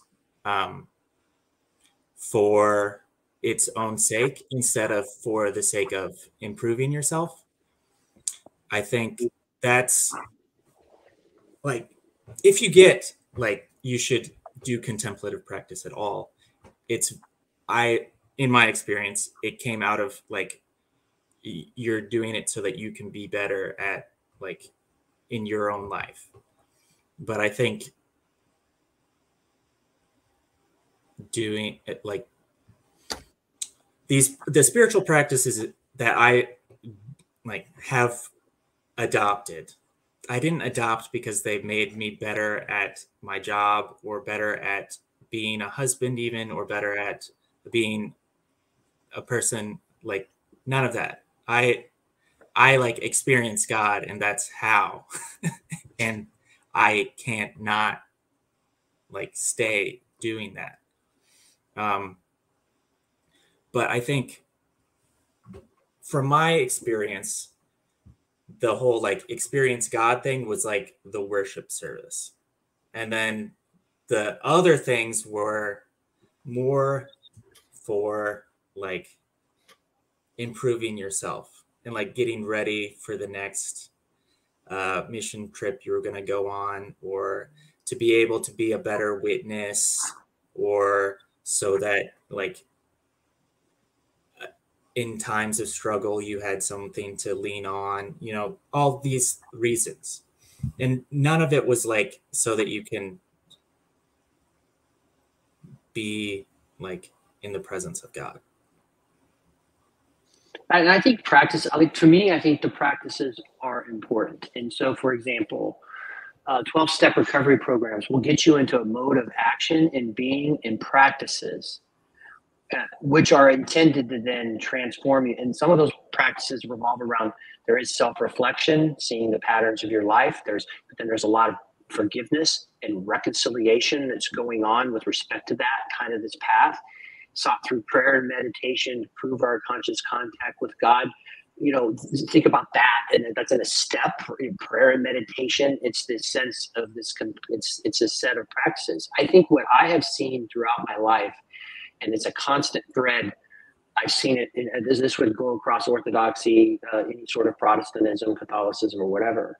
But the men and women that I know that have a practice of getting up in their life in the morning and spending time in some contemplation, and I mean prayer and meditation, the quiet, the stillness, those sorts of things that you see that to capture that, and then taking that out and then applying that, walking that out in their life, living a life of love of neighbor and service and sacrifice, those sorts of things, being quick to apologize and amend within the day, like these sorts of things that happen.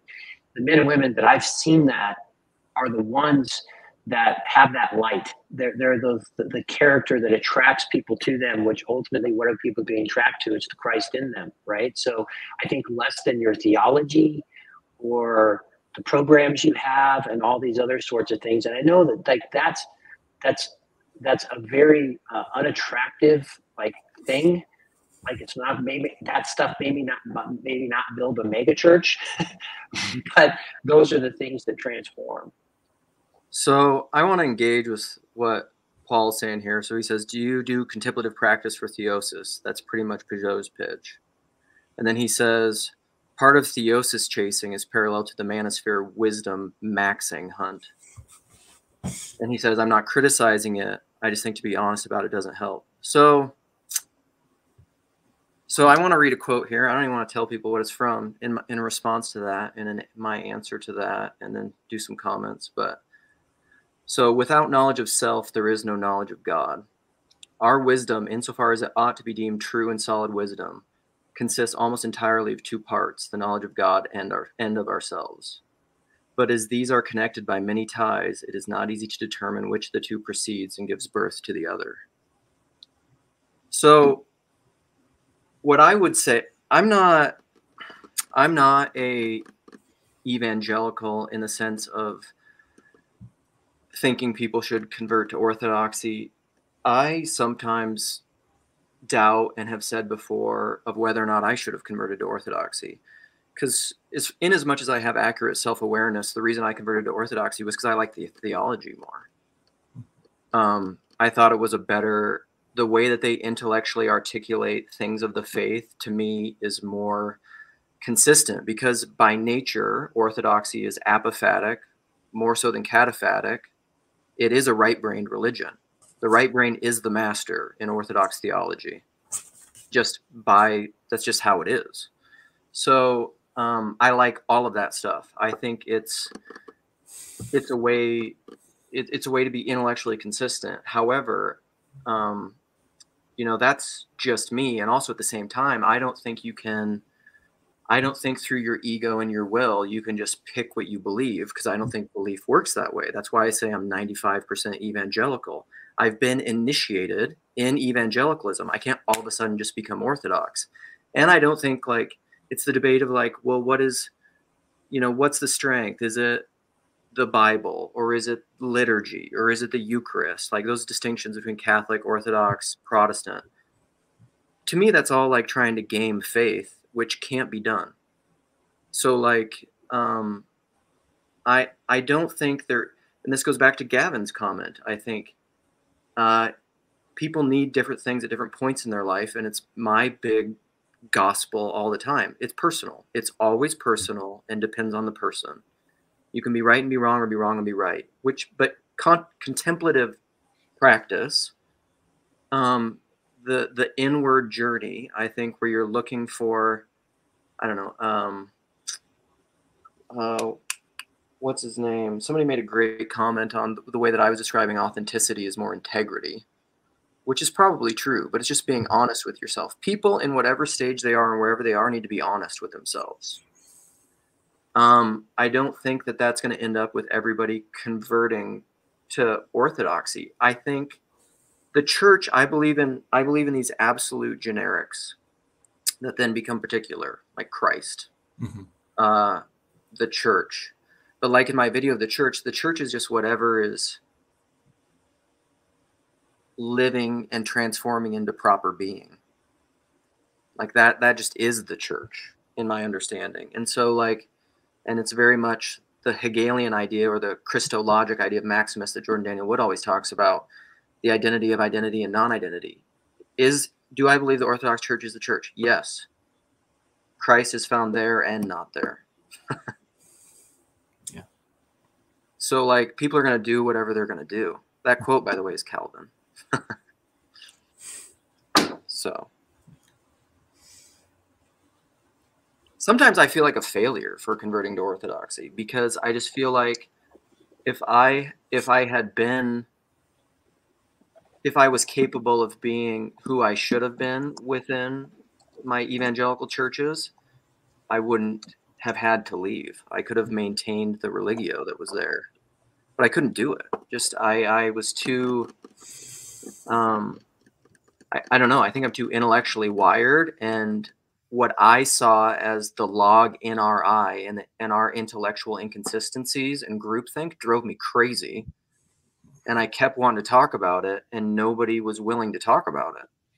And I was just like, how can we ever intellectually repent then? Yeah. It just drove me nuts. I think that's where I've got alignment with you, Luke. We've got savings throws. But before we get to that really quickly, yeah, I've got a lot of alignment with you there, because a lot of Christian YouTube content, let's stick to the medium that we're on, is based around that. There are lines that you can't go past.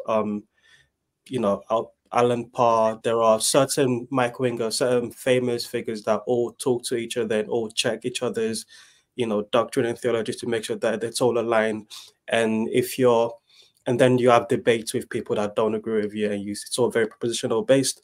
So yeah, I agree with you on that front. But I also think, I always think back to PVK's video about the simple faith people, the people that aren't as intellectually curious as you and I might be, the ones that just really just deal with the Jesus that they know, Jesus in their heart.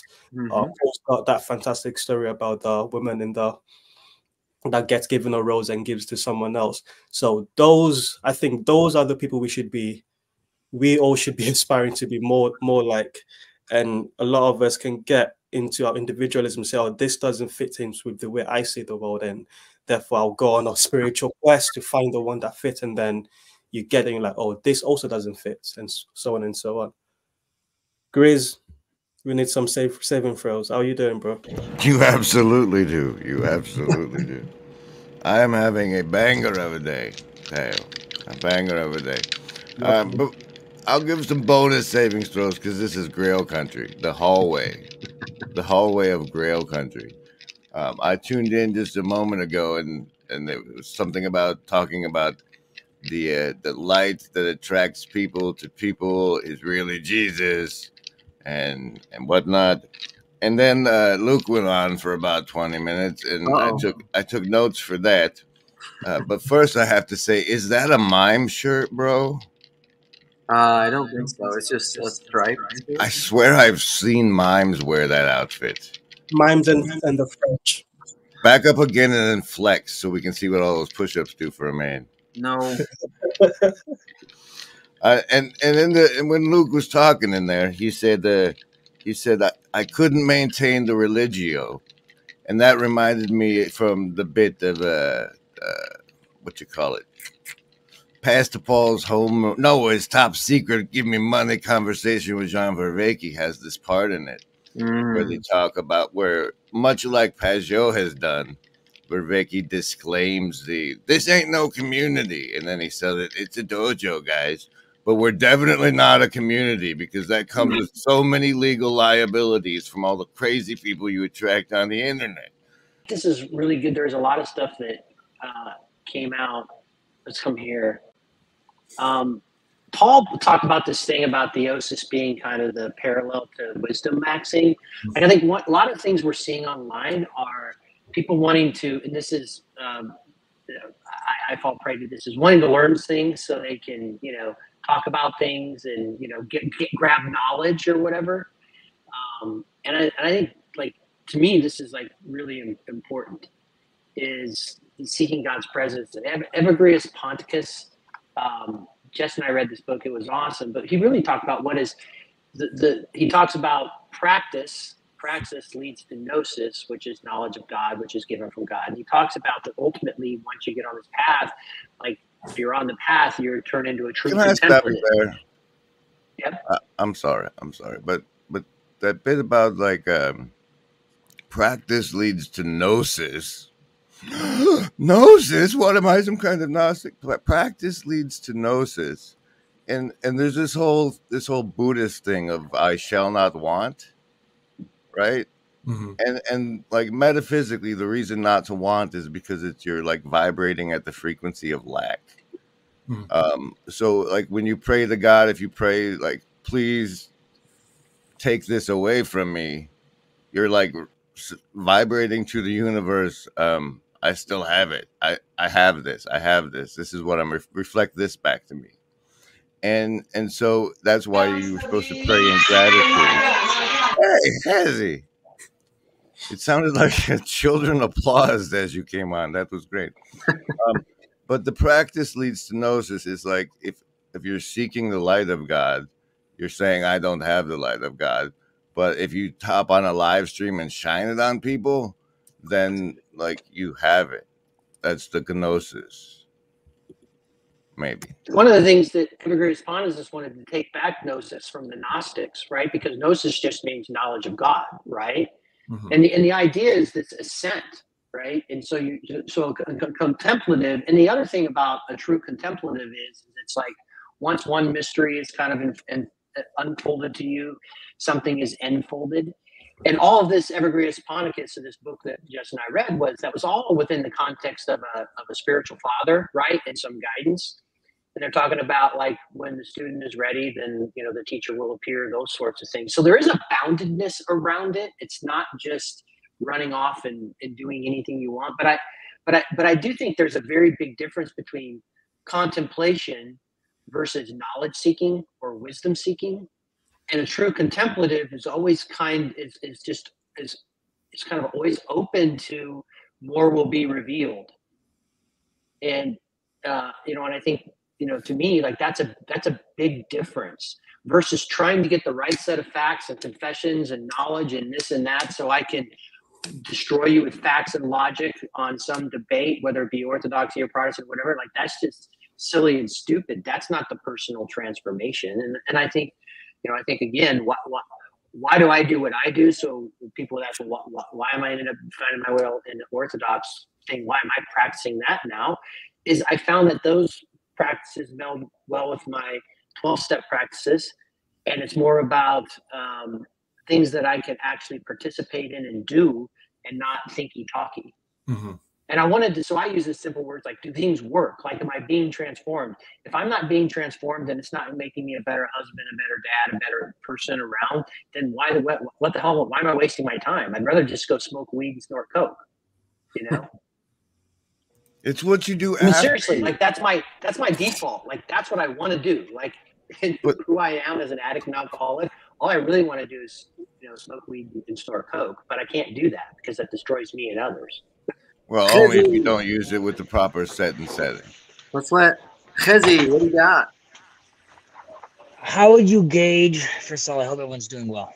How would you gauge the transformation though, Lance? Like you're saying, I don't want it to just be thinky-talky.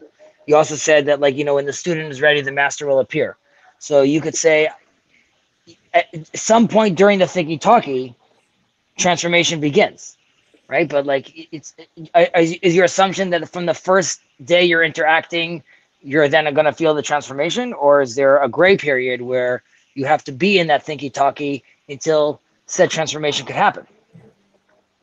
Well, I would just say, how can I see? So when I say when do I see those things, right? And so I can see it in other people's, and sometimes I see it in myself. So where do I see spiritual transformation or practice or principles?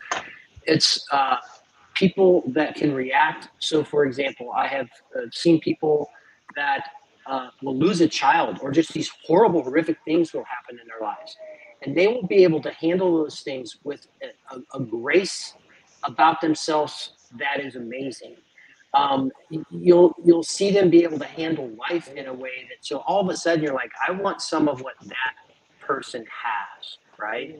And so I think it's like the definition of pornography in that great Supreme Court case. You know it when you see it.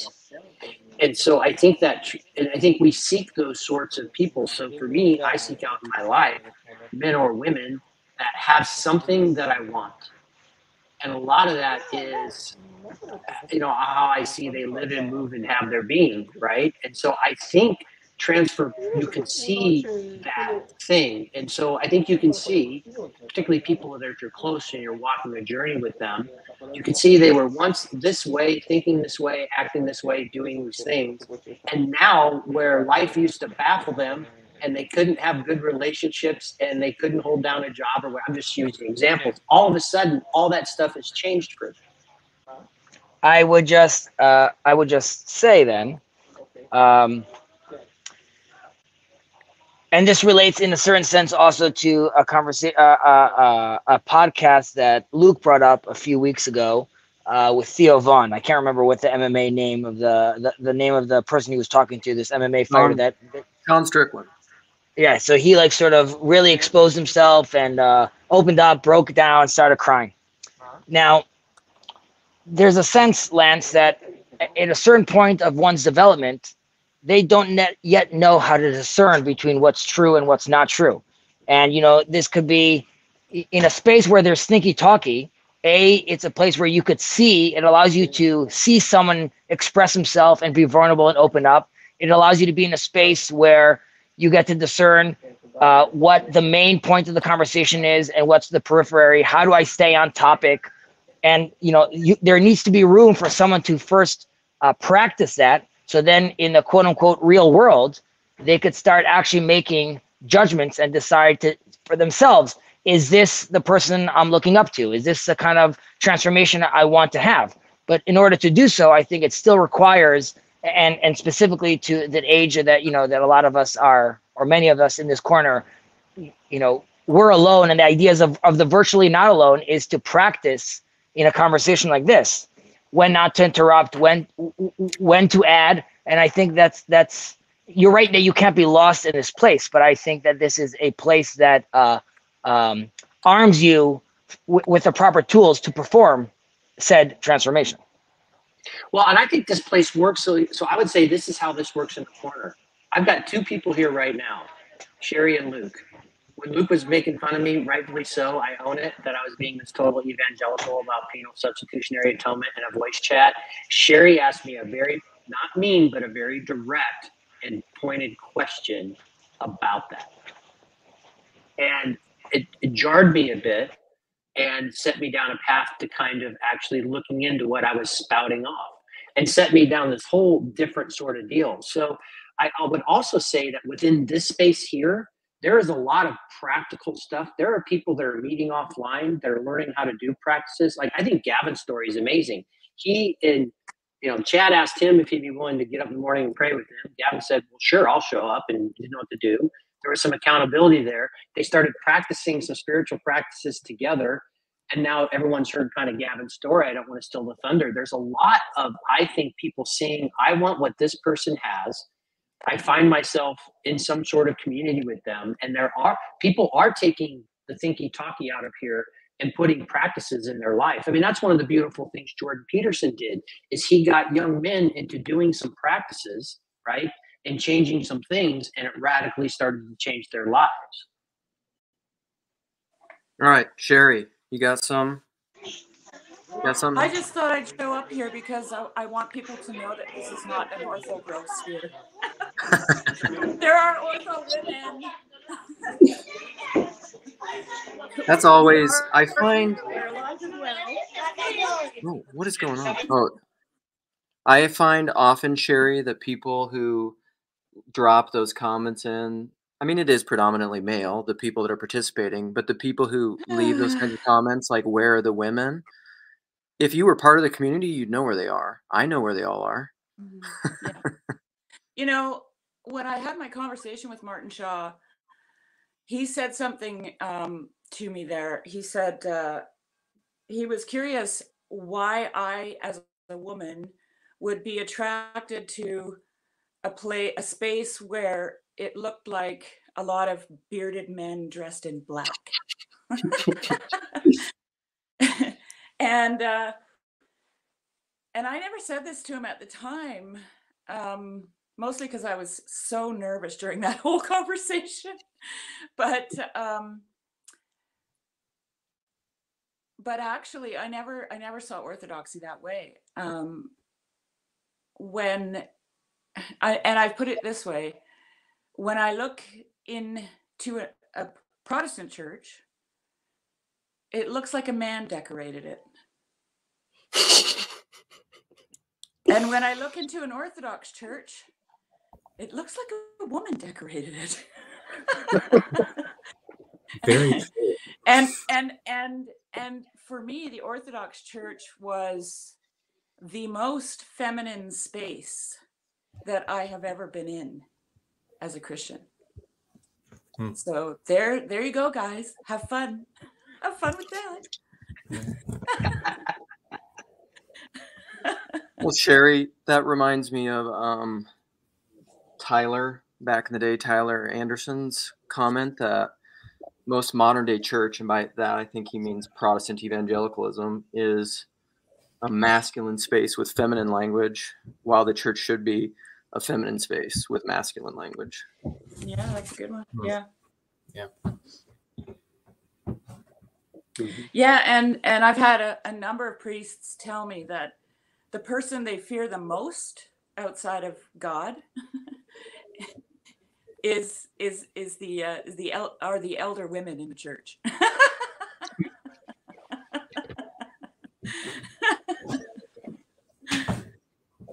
Yeah. Oh yeah. Yeah.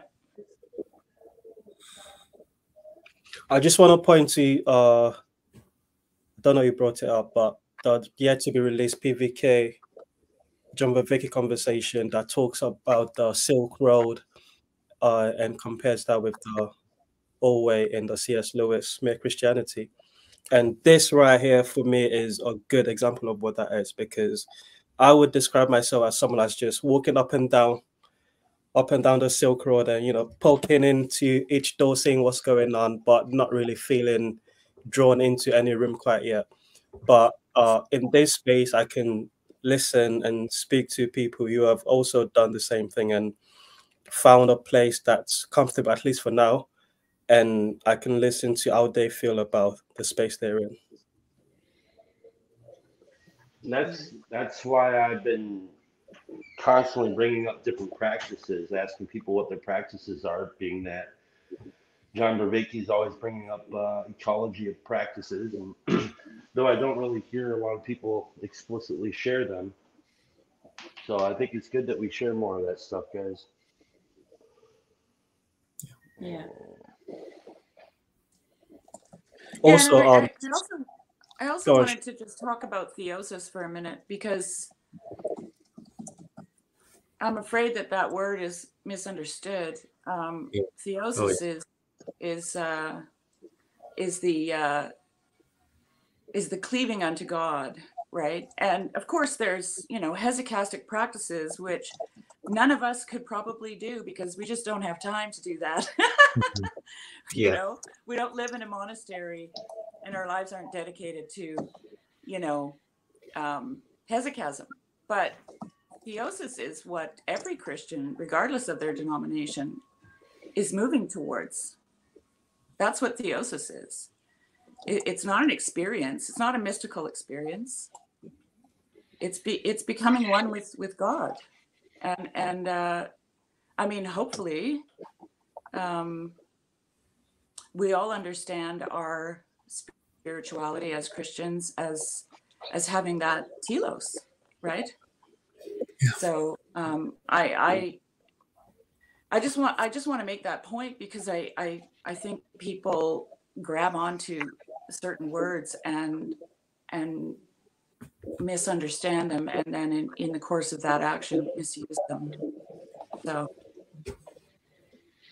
yeah, and I think what you talked about, like you're on this path, and I think knowing enough about Sherry or whatever, when I was talking about that Evagrius Ponticus, he was talking about trying to get to pure prayer, spiritual prayer, or contemplation. He describes it, it's a journey, right? So it's a journey. We're walking through it, we're going through it, and it's an ascent to God. And so, like and I think a lot of people have talked about in here, like we have all these places and you push on these doors, and at some point you're going to poke your head in. At some point you're going to actually walk into one of those doors, and that's good. And you're going to go hang out in there, right? And then that may be good for a period of time, but then maybe you'll realize that's not the room for you. And so then you'll go back out and you'll get on the path again, and you'll push some doors and do some things there. But I think this all is, no matter where we're at, is we are on this journey. And I think ultimately where I'm at, being an apokatastasis, guys, I think we're all back on a journey to be gathering back into the oneness with the Father. While then we'll maintain our multiplicity, but I think we're all on a journey home. Mm-hmm.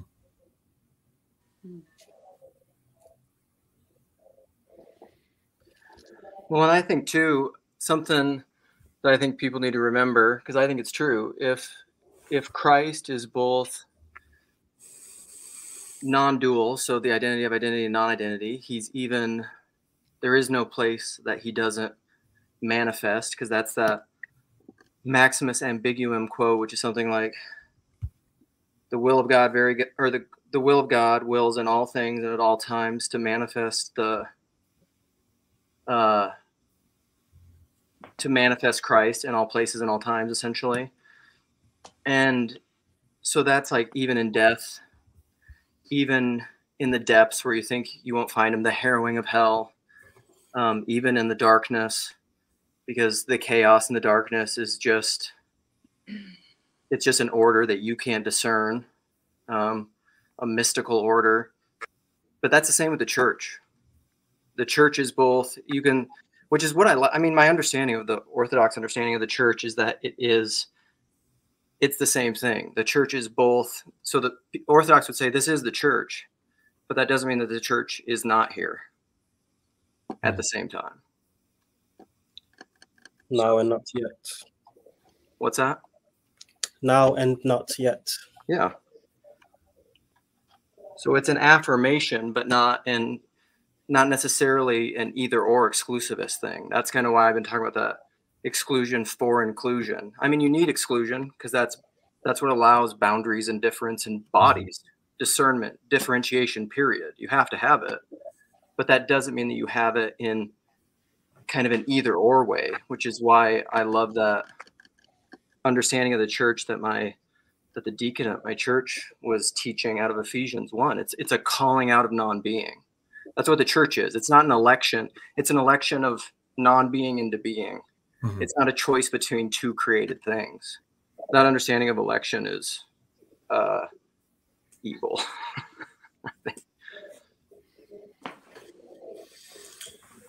Let me run this by this is something I've been thinking about based on your stream yesterday, Luke, and PVK's last few videos about. So I think one of the clear criticism that I agree with people leaving the evangelical churches can be something like it's not wild enough. It's not as wild as Christianity could and should be. Yeah. And there's a wildness that people are seeking that's not I wouldn't say it's not there, but it's not fronted in evangelical circles. At the same time, I've been thinking about secularity, and it's just our secularity is a sister of the Protestant church, and our secularity can sort of be used as a tool to reel out the Protestant ethos, so to speak. So I think Protestants like the edge of Christendom, so to speak. Mm-hmm. It's the fringe. So there will be some. We will have affirming churches. We'll have churches that go full on BLM becomes their thing. Like I think that's a feature, not a bug, so to speak, because we have to work out of all these ideas, and some die off, and some sprout up new things. And I think the evangelical Protestants movement can be a place where can sort of serve as people that have planted their flag in the old way to say, this is where we're going to welcome everyone and have conversations, which brings in the third thing, which is the estuary, and the estuary being linked to our church and being a place where like a gateway drug for conversation. And if you go deep enough, you might go into a Protestant church. And if you go to the Protestant church, you might get to the third stage, and at some point you might want to say, okay, I this doesn't feel right, so I'm going to find a more stable tradition. And another thing is, I think I can speak like this because I'm not married, and I don't have children, so I can be a little bit more experimentative with what I'm trying to do with my thing. I think if I had a child, I would just swallow and go straight to public Catholic, because just something that I can pass on to explain. So I think that, all of those things. What do you guys make of those messy ideas? Well, I don't know. I still, the idea of estuary being like church adjacent or being outside the church, I still don't understand why the church can't just be like an estuary with sacraments and rituals. I think the only reason people think the church can't be like an estuary is because of we have to have this either or confessional boundary where people self-identify to these certain ideas instead of just pursuing the person who is truth, who is an icon, who you're never going to encapsulate in a set of propositions. It's just, I think the reason people talk about all this estuary adjacent to church thing, and then why people who don't want to affirm all the propositions see it as a bait and switch, is because of confessionalism. This is why I hate confessionalism so much. Why can't, because here's the thing, like I've said this before to people, like Chalcedon, I don't know what I think about it. I don't know what my opinion is on it. I don't care. Yeah. Why isn't that okay? I don't think. Okay, so I think there are John Viveki, people like John Viveki. I think there'll be. Christianity is very, very, very specific. Like there's estuary is not Christianity, and Christianity is not estuary. Christianity is centered around the person of Jesus Christ. That's what you're searching. But in an estuary, you don't you don't know that people walk into Estuary not knowing. I'm a Christian, so I can say this. They walk into Estuary not knowing that they're searching for Christ. But as a Christian, I believe they are searching for Christ because ultimately we all know that's what the incarnation, the resurrection. They'll just call it truth, goodness, and beauty, whatever. That's Christ to me. Yes, well, exactly. We're fine. Go on, Chad. What if? Well, I mean, to me, it makes me think of like, you know, there's a reason why you have a lock on your front door, and you know, you don't just want any Joe to come in off the street and, you know, come in and start wearing your clothes and eating your food, and whether they pay or don't pay, right? Like, like that to me is the whole purpose of what the confessionalism kind of thing is. It is somewhat of a safety for ridiculousness. Unfortunately, we have to deal with this. And I was thinking about this as it relates to just, you know, people wanting to, like, let's say if I moved into the church where I'm at now, and then all of a sudden I decide, like, well, and they make me like a deacon of the church, and then I decide, well, I don't really like this, and I'm going to come in and start thrashing around and like changing things. It's like, why do I have the right to do that? I mean, isn't there like a billion other churches that I can just go to that will probably accommodate what I'm looking for? And so that's why I think, and this is why Estuary is explicitly not Christianity. This is why it's better off church adjacent. Because, I mean, it'd be like right now, if somebody came in here on this live stream and you didn't have a lock on this thing, and they just start like dropping like whatever kind of images that are ridiculous. I mean, there's a reason for it. I think it can go wrong, obviously, in the other direction, and I understand your argument in that way. But in this other way, I think that it's probably safer than not to have it. But Chad, all your illustrations are behavioral. They're not self-identity to abstractions. I'd also add, like, I don't know what that means. You're talking about how people are behaving. People are behaving in crude or lewd or divisive ways, which I would agree with you. That's why I've talked about that Frank Viola, Greg Boyd article on what is heresy. Heresy is how one behaves in the world. It is not how you relate to ideas. I mean, maybe it's how you relate to ideas. Like if you are not open to new ideas and closed-minded in that sense that you can't intellectually repent of things, maybe you're heretical. Because that's behavior. Where I did resonate with that, like one of the big things when Jess and I were doing Kansas City Estuary, when we had our little document, one of the things we said is, this is not church. We think that's important because there is a sense, like if you're going to come together in a common community, there has to be at least some boundaries. Like you have to have it. And, you know, at Estuary, you want everyone to be able to just talk about anything, right? As long as it's in good faith, right? Hey, you can bring this up. You know, one of the challenges that Jess had, because we ended up doing it at his church, is some of the folks were church folk. Well, at the end of the conversation, we're going to tell people the right answer, right? And it's like, no, that's not what we're doing here, right?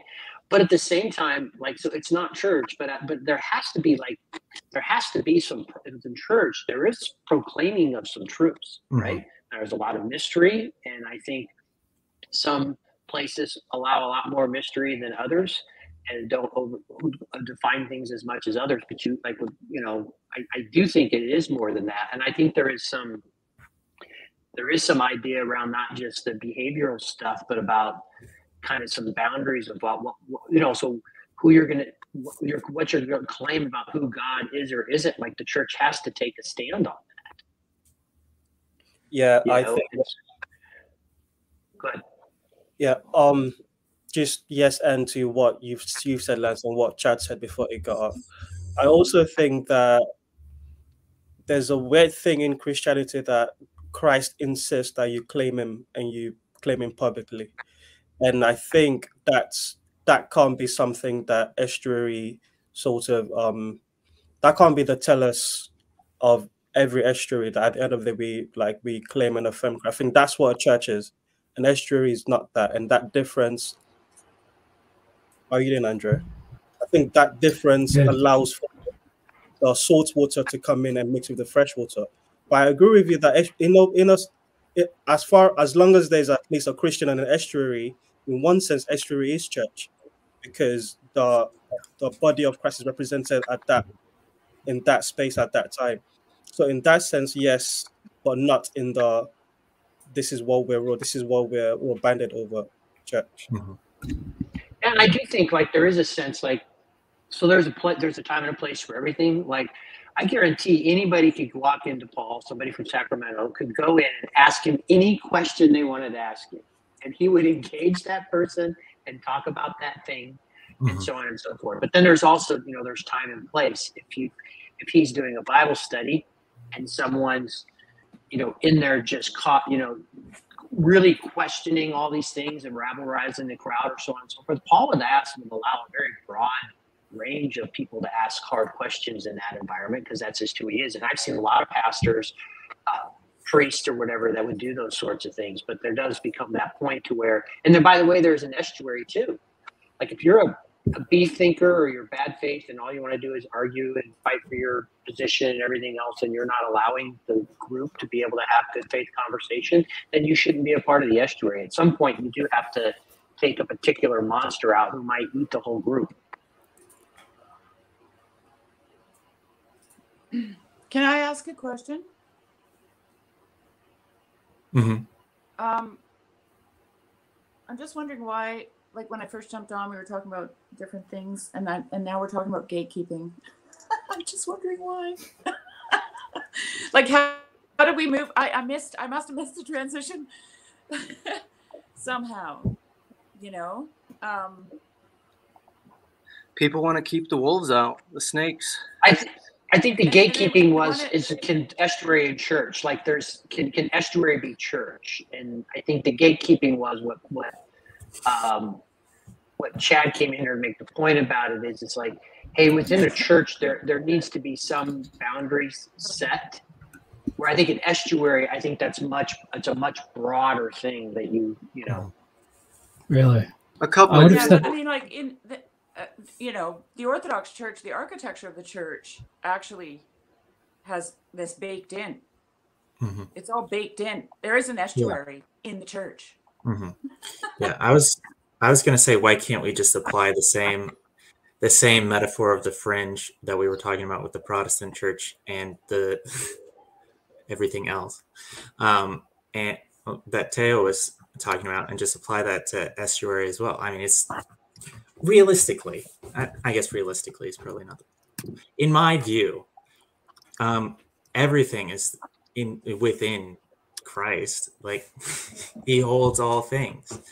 So, and like, I get that like the words we use are important, and naming things frames them and also sets boundaries, and saying estuary is not church is useful for people who do not want to be in a church but do want to talk. But at the same time, like there's like this secret hidden truth of that it is. I mean, everything is church. Yeah, like Callistos Ware said something that impressed me when I was first inquiring into Orthodoxy. I watched a lot of Callistos actually. And he said that the Orthodox Church talks about itself as the true church, but it doesn't believe that there's no salvation outside of the church. So it's like, what does that mean, right? A lot of people take offense at the word true church because they think it means that theirs isn't true, but that's not what it's talking about. It's talking about a womb, right? It's talking about a place where something can grow and become. And if that's what is happening, if that's what the person, finds themselves seeking, then that place is true for that reason, right? it makes that possible. It's fertile. It's the ground on which you can become, right? Yes, Sherry, It's not that's true like because you're not true. It's that's true in and of itself because it allows for that kind of growth. that's what when I did that video on what is church, that's what it is. If you find yourself becoming a true human being and growing and flourishing somewhere, by my understanding, you're in the church. And yes, is there a church where there are sacraments and tradition and history? I'm not denying the Orthodox Church. I'm a member of the Orthodox Church. But this is why I think, like, is that happening in Estuary? Do we have evidence that it's happening? Well, you know, like, just quickly back to that, if you're in a place where you're, how did you put that, Luke? Growing, transforming, becoming a true human being. Like, I was in no church building and not affiliated to any church for 23 years. And I was growing and becoming closer to theosis, closer to God, right? Closer to that thing. So it's like, was I in the church? Yeah. And if people ask me what's the church, I'll tell them it's the cosmos. That's what I'll tell them. Yes. Well, because that's my experience, right? So, but this gets back to what Luke was talking about earlier about being true, being honest with yourself, right? Like, are you because I think when you're trying to escape God, you're essentially being dishonest with yourself because you keep having to shut off that thing that is calling you. And we're all called, right? We are all called. So, you know, as soon as you start finding ways to shut that off, then you started to lie to yourself about reality. I want to address what Paul said here because it's true. Yeah, I did too. Yeah. But it's not. I don't think you're hearing what I'm saying then, because I'm not denying the sacred space of the church and the altar, and that certain things happen there that you and other things don't. But also the church has the icon of Mary in front of it, and then at the back it has like the Dormition of Mary. Because you're called into the church, but you're also called out of the church to make the entire cosmos where God can be all in all. So the spirit of Estuary and what's happening within Estuary and the becoming a true human being is a very church thing. That doesn't mean that you can go do it behind the iconostasis. Yeah. That's not what I'm saying. Yeah. And it's like, well, God is everywhere present, filling all things. Like, I mean, so, but the particular space and place, right? So for example, like how in Orthodoxy, how the church is laid out is very specific, right? Like Jonathan Pajot had a wonderful conversation. He has so many conversations about the patterns and everything else. And so, and I would go to Paul, like one of the things I would say there is like, also the Orthodox Church, the priest literally has nothing to do with the focus of the day is because it's set, right? They're not trying to figure out what I'm going to, what your homily is, but you know what your homily is going to be because you're going to have scriptures that are given to you for that day, for that liturgy, if you're going to end up doing that. And so very much the Orthodox Church is a very it's patterns. It's daily, weekly, monthly, annually that has very little input to be changed by individuals. And so that place is for a thing. And I think like what Sherry was pointing to is the Orthodox Church has it when you go from, the nave to the sanctuary to the coffee hour. It has all these places and spaces. But what I would define as what's happening in the services or what happens in the church, Estuary does not happen there. Estuary is wonderful. People transform, become. People are transformed in 12-step groups. People are transformed in doing all sorts. I was transformed by playing football. like literally transformed. It was transformed. That's like all that stuff's good and great, but it's not church. But God is everywhere present, filling all things. Like God was there too. Okay, I'm gonna get going. I just put that in the private chat, so Lance and Sherry, you guys can just go on as far as it goes on. The thing I would say to this point is I'm still going to keep hitting my confessionalism drum, because I think that's the reason why people want to have this distinction. The reason Sam Tiedemann is here is because there aren't confessions. The reason we're all here is because there aren't confessions. And it's because of this new medium that is different than the written word that made us forget, which is where confessions came from, which are different than creeds, which are symbols of the faith. Creeds are by their nature iconic and polysemous, and they allow for personal meaning. Confessions do not. And I'll keep saying it until I die. That's my last word. Thank you, Luke. See you guys. Yeah. Cassidy jumped in. It seems like, and Andre. Yeah. Oh. Hi, guys. It's interesting what you were saying about gatekeeping before, because what you were saying, setting boundaries within the church, but less so in Estuary. I would have thought it would be the other way around.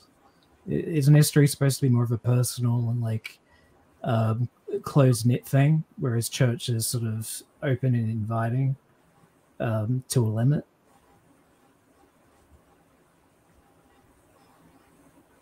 Sorry, Andre, can you repeat that? I think I missed a piece. Well, so Lance was saying something about gatekeeping and having boundaries within the church, but Estuary was more open. And I would have thought it would be the other way around. The church is all inviting to those who seek it. But obviously there's a limit. Like you can't let murderers in or like wanting to cause harm. But Estuary is like a closed-knit and personalized thing where people want to grow. I think both are the same. Like in Kansas, let's just say any Estuary group, anybody's welcome to come. Like, and I think in church, everybody's welcome to come. You're just not welcome to stand up and do what you want and say what you want at any given moment or whatever. Like there are just traditions and customs in any sort of space. And I think Estuary is the same thing. Everyone's welcome to come. And, I think, for example, I would just bet it would take a lot to get kicked out of Paul's church. Like he would let someone be there for a long time before, but eventually he's had to do that from time to time. I think the same is kind of with Estuary. Like there are people that are just going to come in with bad faith, dominate the conversation, just always a beef thinker that has to be right and espouse their views on people, everything else. And at some point, it just makes the sense for the enjoyment of the rest of the group that we're just like, hey, this probably isn't for you. I mean, we have a thing that we're doing here that's based on good faith conversation, and this seems to be not a place for you. Maybe you go, if you want to go out and find, there are plenty of people who want to argue in the world, and if you want to go convert people to your ideology, go do that out there. So it's more like if it's a bad fit. Because like I don't think you can necessarily like know someone's intention if they're in bad faith, but you can identify bad behavior. And like if like the vibe isn't for them, like Estuary is not the place where they need to be. Like they need to be on like a Discord group arguing with like other intellectuals or academics, butting heads, rather than wanting to like grow and further themselves spiritually. So.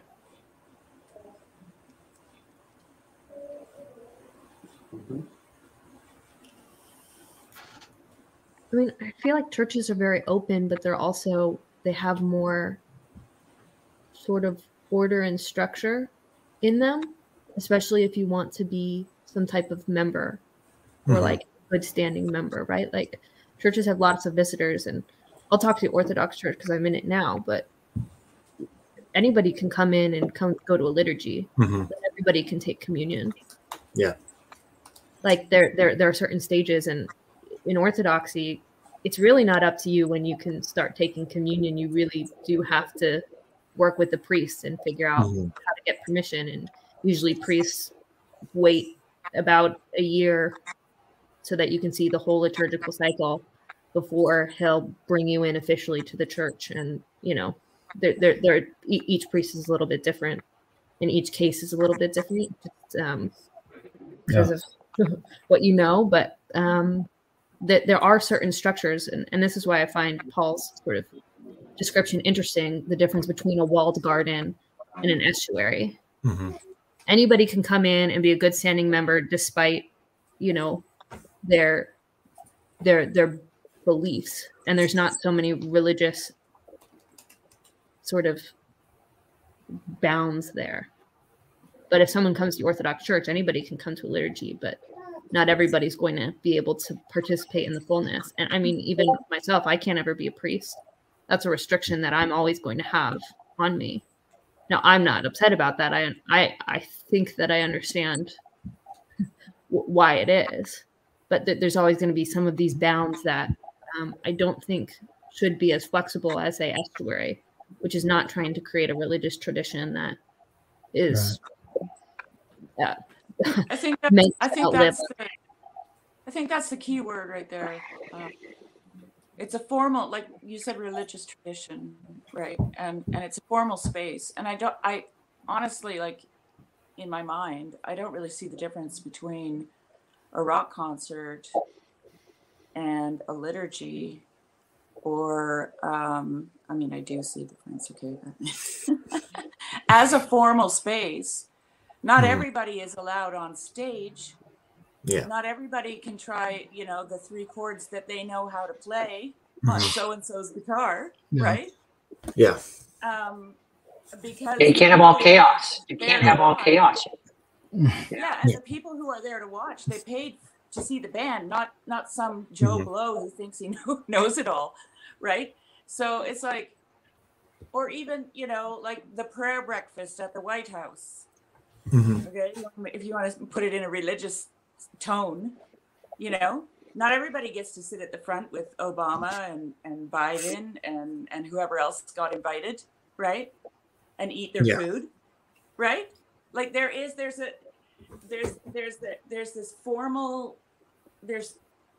formality in ritual, and all of those things are ritual. And there's what's the word I'm looking for? You know, there's appropriate and inappropriate behavior in those spaces. And just because you know, Christians preach love doesn't mean that they have to let everything happen to them. You know what I'm saying? Yeah. Like, it's not you know, you need to preserve the formal space so that you can see the story that's being told in that space. Be wise as serpent and soft as a dove. Like there's this soft side and hard side of leadership. Like that stuff exists. Like you got to have that.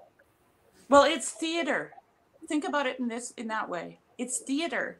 It's, and I don't mean it in a derogatory manner, you know. And I'm not just talking about the Orthodox Church. I'm talking about all of these kinds of things, right? We get to see something unravel before our eyes, right? And if you interrupt it with inappropriate, you know, behavior or license, then the theater, the story that's being told gets broken up into pieces, and you lose the thread. Right. So, and I think one of the things this gets to is people hate the idea of submitting to certain things, but it's actually a really important thing. Like if I want to be a member of AA, for example, I have to submit to certain things to be a part of that group. It's just what that is, right? So one of the things that happened to me, I was baptized as an infant in the Methodist Church. But when I came into the evangelical world, infant baptism wasn't a sufficient baptism. Like, let's don't act like there's not the gatekeepers. Like, you know, so you have to be adult baptized. Now, here was the deal. I knew to be a part of that group, that was part of their thing. I didn't feel like I needed to be rebaptized, but I didn't argue with them about it either. Here's where they say, here's what we do. You want to join us? And you got to do this and you got to do that, and whatever. I was like, okay, fine, I'll do that. And so people don't want to submit to certain things and understand that there are these certain parameters and rules that you just can't, you can't just have everything you want it. If you want to join this particular group, this is what it is. Lance, do you think, oh, sorry, I just quick question. Is that a catechized baptism you have to go through, the adult baptism? Because I would just say this, because there are certain brands of Protestantism that believe there has to be this mental assent as an adult for you to make this decision, because there's something that that happens in that moment that you have to make that decision, and then order for you to become truly baptized. And then there's important, because that's a moment of salvation, right? Because you're saved now. Versus, so you have all this stuff baked into the cake there. So it becomes very important to their theology that you do that. Sherry, what were you going to ask? Well, I was going to ask you in regards to submitting. You were talking about submitting yourself to some of the tenets of AA, for example. If you want to be a participant, it strikes me as that being, for example, a moment of repentance, right? It's like the first step in that process, because for me, repentance is metanoia. Okay, it's an evolution of consciousness. It's a turning. And if you're not ready to be part of AA, that will be the first place that you say, no, I'm not going to make that turn, right? I'm not going to allow metanoia into my life. I don't want to come under I don't want to submit myself to your rules, right?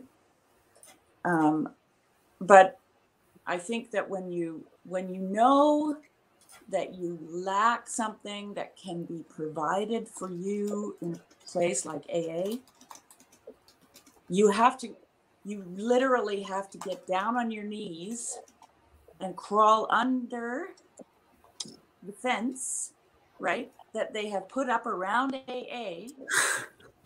You have to crawl underneath of that on your knees, right? Because you are entering into a space where you can be transformed, and you know that it's going to cost you something, right? And so to me and I'm just using the AA thing, that kind of submission is the first step towards the evolution of your consciousness. Yeah.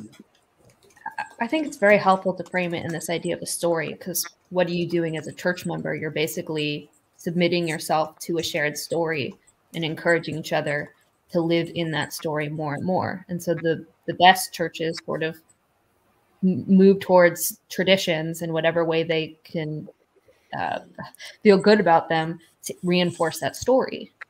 And it's certainly an act of trust to submit yourself to that story. And not everybody can make that leap. And so that's where I think that difference between the openness of Estuary versus church, like there's more of a singular story in a lot of churches than there is in Estuary. In fact, you need multiplicity of stories in Estuary to make it work, but it's not the same with church. And last week, Freddie wants to participate in Estuary, but it's sort of at a level that he really struggles with. And so last week we went around the circles, and then Freddie basically has been put on a timeout with respect to the praise team for a variety of reasons that I won't go into here. And he'll be on the praise team again at some point. But, this is all part of modulating these things. I think it's helpful to recognize that I couldn't articulate until watching this stream that there's a deep connection between Estuary and confessionalism, in that Protestant churches modulate these issues with words instead of physicality. And in an Orthodox church, I mean, you're exactly right. You have a structure. It's built into the room. and it's built into the liturgy, and not only the liturgy, but because part of the liturgy is where you stand, what you do, what you say, where you are.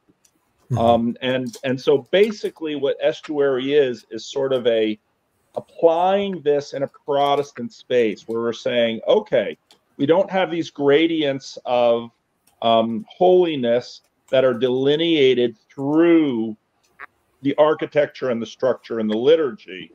We're doing it through confessionalism, which is an imperfect tool. You will not get me to not agree to that. Confessionalism is an imperfect tool, but it's helpful. And Sherry, when you talked about all of those years outside the church where God was working on you, I thought Lance put it beautifully, because God is everywhere.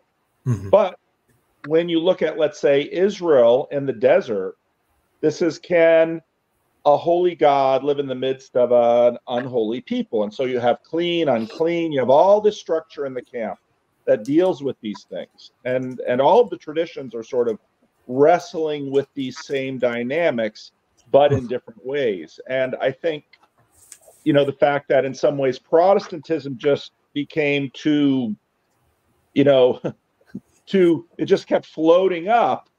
That's part of the reason this move back down to Orthodoxy and Catholicism with space, physicality.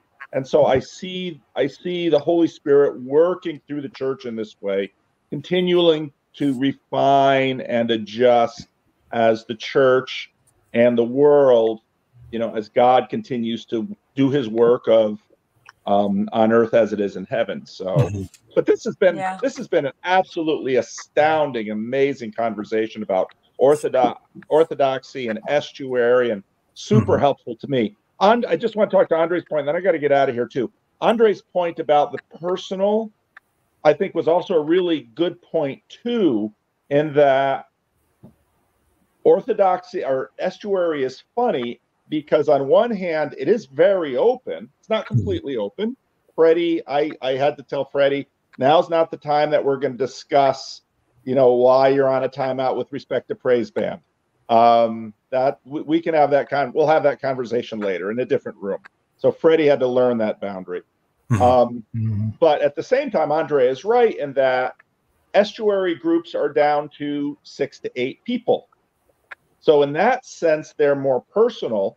And Sherry was actually very right that, anybody can walk into an Orthodox church and observe the liturgy. But then Cassidy said, and if you want to, partake in the Eucharist, if you want to go up these higher levels, well, then there is submission involved, and similar things. But I think it's helpful to understand confessionality in a Protestant way is a way of addressing what Orthodoxy does with liturgy and architecture and all of those things, because they're very much analogous. Yeah. Yeah, actually, Paul, I always saw the estuary as the narthex, actually, in the Orthodox Church, right? Yeah. I always, and it's interesting because in iconography, there's always a door of Pentecost, right? That is open, and that is also where the estuary flows in to the church. Right. But part of what we're doing with the estuary protocol is that, and Protestant churches have a narthex too. They don't often call it something. They all these fellowship of Paul, yada yada yada.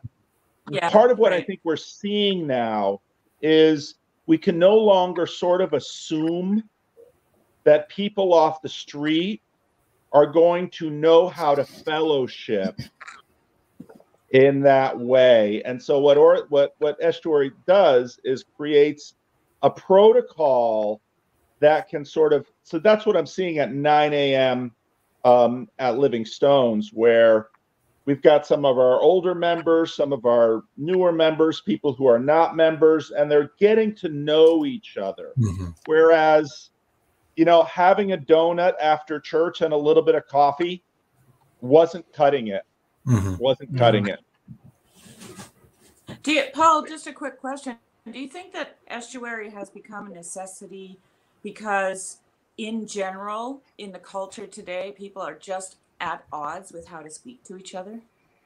I think it's part of the fact that if you think about a medieval church, the church at the center of the town, everyone in town, the women are washing clothes together, the men are doing fields together, they're watching sheep together. You had this level of community built in via survival that you could just assume.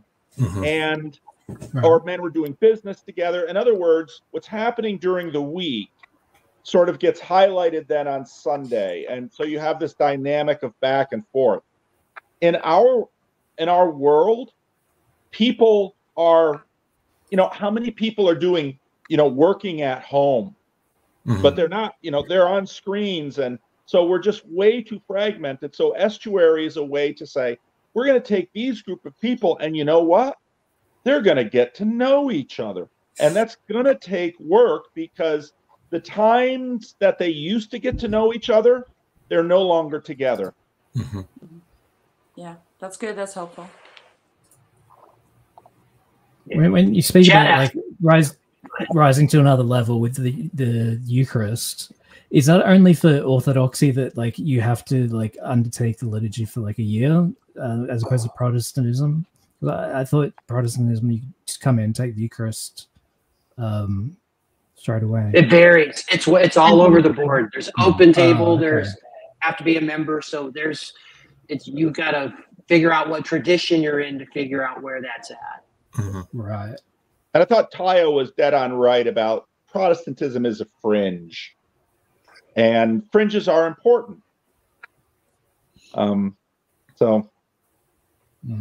Yeah, I thought that was really good. I think one of the things, I'll come back here. Chad asked this specific question. Lance, what would an estuary sponsor look like? That was the thing that I've struggled at. So he's taken from an AA world. So we see these patterns. So at AA, you can have a speakers meeting where someone goes and they're dynamic and they're the charismatic pastor type. And it's awesome and it's fun. That's good. But then you go down and then there's a meeting where there will be 10 to 20 people and then everyone can kind of share their story, but you're mindful of the other people's time and you can share anything, but there's some stuff. And then you move down the line and then there's a sponsor, which is a disciple leader, right? So Sunday church is fun or whatever, but then there's small group and that's more powerful. Then you get into a sponsor or a disciple leader, and that's where the rubber really hits the road, where you can really take the mask off. You can share those things that maybe shouldn't be shared in a group of 5 or 7 people, because maybe it involves your spouse or something and there's this really troubling thing. That's where you can get in and you start doing the dirty work and you start living it out together. So in estuary, Chad and I can't help map onto what we know. And so estuary is like the AA meeting where it's good. You can have some conversation. When estuary really gets good, people start taking their masks off and you start sharing some really vulnerable things because it's a safe group. And now we're really getting into conversation. But then how do you get down to that disciple level, to use church terminology, or sponsor level? So estuary, so what does that look like in estuary? I think we also have the big, the conferences or like the big meetings, right? So we've got the big meetings down. We've got the smaller groups, which is like small group, but how do you go down to that next level? Because what Chad knows is the magic happens at that one-on-one level. I think, sorry, Paul can answer, but I'm just gonna give my own perspective really quickly. I think that happens. So if you read the Google Estuary Protocol document, John Van Dyck includes in it that the end goal of estuary is friendship forming, and that's how I think that happens. So I think, like you rightly said, in an estuary meeting, there are certain things that might be inappropriate to share with everyone in the group. But what happens is you find with people sharing their story, people click with each other closer than or different levels with everyone else in the group. And the closer you get, the more you're willing to share with that person, and friendship develops. So people speak outside of the estuary meeting. And I think in those circumstances, that's where the vulnerability can be at a different level. For example, I'm currently streaming from the home of Liz, who I met through estuary, and there's now a friendship that's gone past just the estuary meetings, such that, you know, I'm now a lodger in a house. I think Wow, Tayo that's nailed it. awesome. And you too, Lance. I mean, that's exactly right. So basically what I did with Freddie in the Estuary meeting, to just kind of say, you know, Freddie, I appreciate you're feeling really a little pinched because you were put on a timeout with respect to praise group. Now's not the place. And then, you know, Freddie and I have a conversation. It's helpful to also understand priesthood of all believers, this Protestant move in the light of this. And because in many ways, part of what's happening in churches right now is there's a leadership crisis, partly because we want, and Protestants and Orthodox and Catholics have to deal with this, we want our clergy to be multi-use tools. We want them to know theology. We want them to be able to have, you know, good interpersonal skills. We want them to be able to do confession. We want, and so we want our clergy to be multi-use tools. And some people can do that, but it's incredibly expensive. And so what sort of priesthood of all believers did was say, we're going to have a lot of different tools. So you can be an AA sponsor, but you don't necessarily have to know a lot of theology. Now you might learn some other things. And so as the complexity of the world grew, priesthood of all believers allowed for more moving things around. Now I see, you know, the diaconate in the Roman Catholic and Orthodox settings. The other traditions are accommodating and adopting, because the difficulty of these models, these wineskins, as things change, the demands change. I mean, one of the issues that I saw living in the Dominican Republic and living in the United States, many people in the Dominican Republic could live without a lot of cash because they had their little conuco, they called it. It was their little garden. And so they ate from their garden. And so cash was for one part of their life and food was another. If you live in a city in North America, you've got, you know, mortgage, utilities, transportation, food, and it's all by cash. And so what you see is Protestantism was also a very urban thing. And so there's just a lot of things to this. And basically what the church does in these different ways is, on one hand, you try to hold on to what you got because there's good there. And then you learn flexibility. And this is exactly what we'll continue to see with all of the traditions. It's just they're dealing with the challenges in different ways. I think it's important to also remember. I think it's important to also remember that, you know, the baby boomers that left Catholic Church and High Church, what were they leaving and why? Because, and why does all this modern rock stuff exist? Because there was a lack of the personal in the High Church, and now every single person that's going from evangelicalism into the Catholic Church, just like Luke's talking about, are bringing all their personalism with them, and it's beautiful and it's wonderful and it's right, but they had to learn, like the culture had to learn hard lessons in everything that we're seeing in the last 20 years. And to learn extremely hard lessons. And so, I mean, my 2 generations of my family are living this. I said this on Paul's video. My mother-in-law's brother is an archbishop in the Catholic Church, and her sister's a nun. She left the Catholic Church for a personal faith 20 years ago, 30 years ago. She left the Catholic Church because of Beth Moore and someone talking about a God that was close and near, not far. And but yet here I am 30 years later, really interested in the ideas of sacramentalism in the High Church. But I hear her voice and I go to church with her, and I hear her voice say, it's really hard for me to go to church at the evangelical church on the Sundays that they do communion. I actually want to make up excuses not to go. What is she bringing with her? Her Catholicism. And so, you know, I think, and how many people 60 and 70 years old that are going to these mega churches that were Catholic when they were 5? So I think it's not one or the other. It's like it's big cultural shifts. And you're seeing it go back. And Paul, one of the things I'm realizing So I was brought up in the Methodist Church. Well, I love so much of Wesley. Like, there's a lot of orthodoxy in Wesley. Like, so there's a reason I was primed for a lot of orthodoxy in my Wesleyan upbringing. Okay, so I have to be very honest about that. But one of the things, so I left when I saw things were starting to happen in the early 2000s, and I went non-denominational.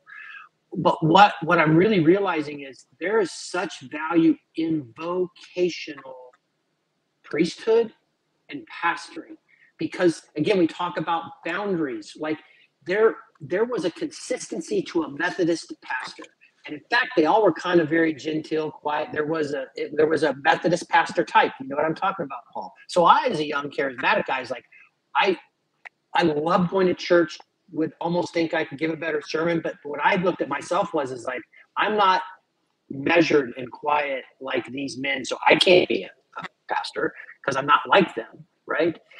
Which if I'd had a conversation with them, they would have had a totally different conversation with me, but that's just what I thought. But when you lose the vocation, which is seeker church, you better be able to put butts in the seats and produce a budget, or you won't be around. Where the vocational pastor can park on a corner in Sacramento and serve people and just be there. There also is some discipline that comes in that. If Paul gets too far off the scales, he can be disciplined. We can do that. Like, there was safety in the family. Like, you can have a parsonage, you can have a pension. You're not going to get rich, but you can survive. The collapse of the main line has created this ultimate wilding of Protestantism that I'm not saying this because I'm an Orthodox. I was house church. I was seeing these problems and watching these things happen and was struggling to figure out, how do we address this? And we're getting ready to go as this main line fully collapses. There is a time that I think Protestants need to have our eyes wide open. It's like, what are we doing and how are we going to solve for this? Because it's gotten so, you talk about a fringe, the fringe at least had boundaries around the fringe with mainline, and those boundaries, those walls are being broken down. That fringe is going to break out. Part of it's from the political too. I mean, obviously, because evangelicalism and Protestantism are obsessed with the political, and people want out to find the deep meaning. I found myself a year ago outside of a church I've been involved in for 20 years. And now I'm with 50 people in a house church. We live 2 hours from an Orthodox church, and most of them are ex-Baptists that have fallen in love with liturgy. Mm-hmm. And so it's like, well, what do you do? And so you're actually taking a community of people through this journey. Like, I live in rural Arkansas. Like, this isn't just the cities that this stuff is happening in. Yeah. And people are brokenhearted by what happened. I mean, you could basically map the rise and fall of Mars Hill onto a church of 300 to 500. So, like, what are we doing? And we are in the wild. And I'm going to Symbolic Meaning Conference, not because I think in my heart I've got to be Orthodox, but I need more tools to care and to understand this faith in a way that's going to stand up against out in the wild, I guess. Yeah, I just wanted what? to. Sorry, Paul. I just want to take the opportunity to welcome Wesley. He jumped in here and he hasn't said a word, and nobody's actually acknowledged him. So I just wanted to say welcome and just jump in, Wesley. Like, if because this is how this goes here. Just jump in, interrupt. Okay, thank you. Go ahead, Paul. Just one more point. In Twitter, I dropped in Mere Orthodoxy. Jake Meador wrote a post, which was just astounding, from a Reformed, where he compared Keller and Piper and Carson, and how this older generation had, exactly like you said, Lance, had 20, 30 years of time in the wilderness learning basic pastoring and the institutions they built. And then the Xers like Driscoll and a few others, one of whom killed himself, who they just sort of flamed out in this world. And so you read all the way through to the end of the document, and he notes that what's happening now, it's exactly like you said, Lance, exactly like you said, Christian. There's a rewilding going on. And so in that rewilding, many people are going to places like Orthodoxy Catholicism because it's physically shelter from the storm. It really is. Not only that though, it's I don't know about Catholicism very much, but Orthodoxy is cosmic. Mm-hmm. Yeah. Like it actually is a wild place. Like, yeah. You know, well, one of the ways they talk about the church here is it's the ark. Mm-hmm. Yeah, and it's you know, like it, even the liturgy itself, you know, you've got people are standing wherever.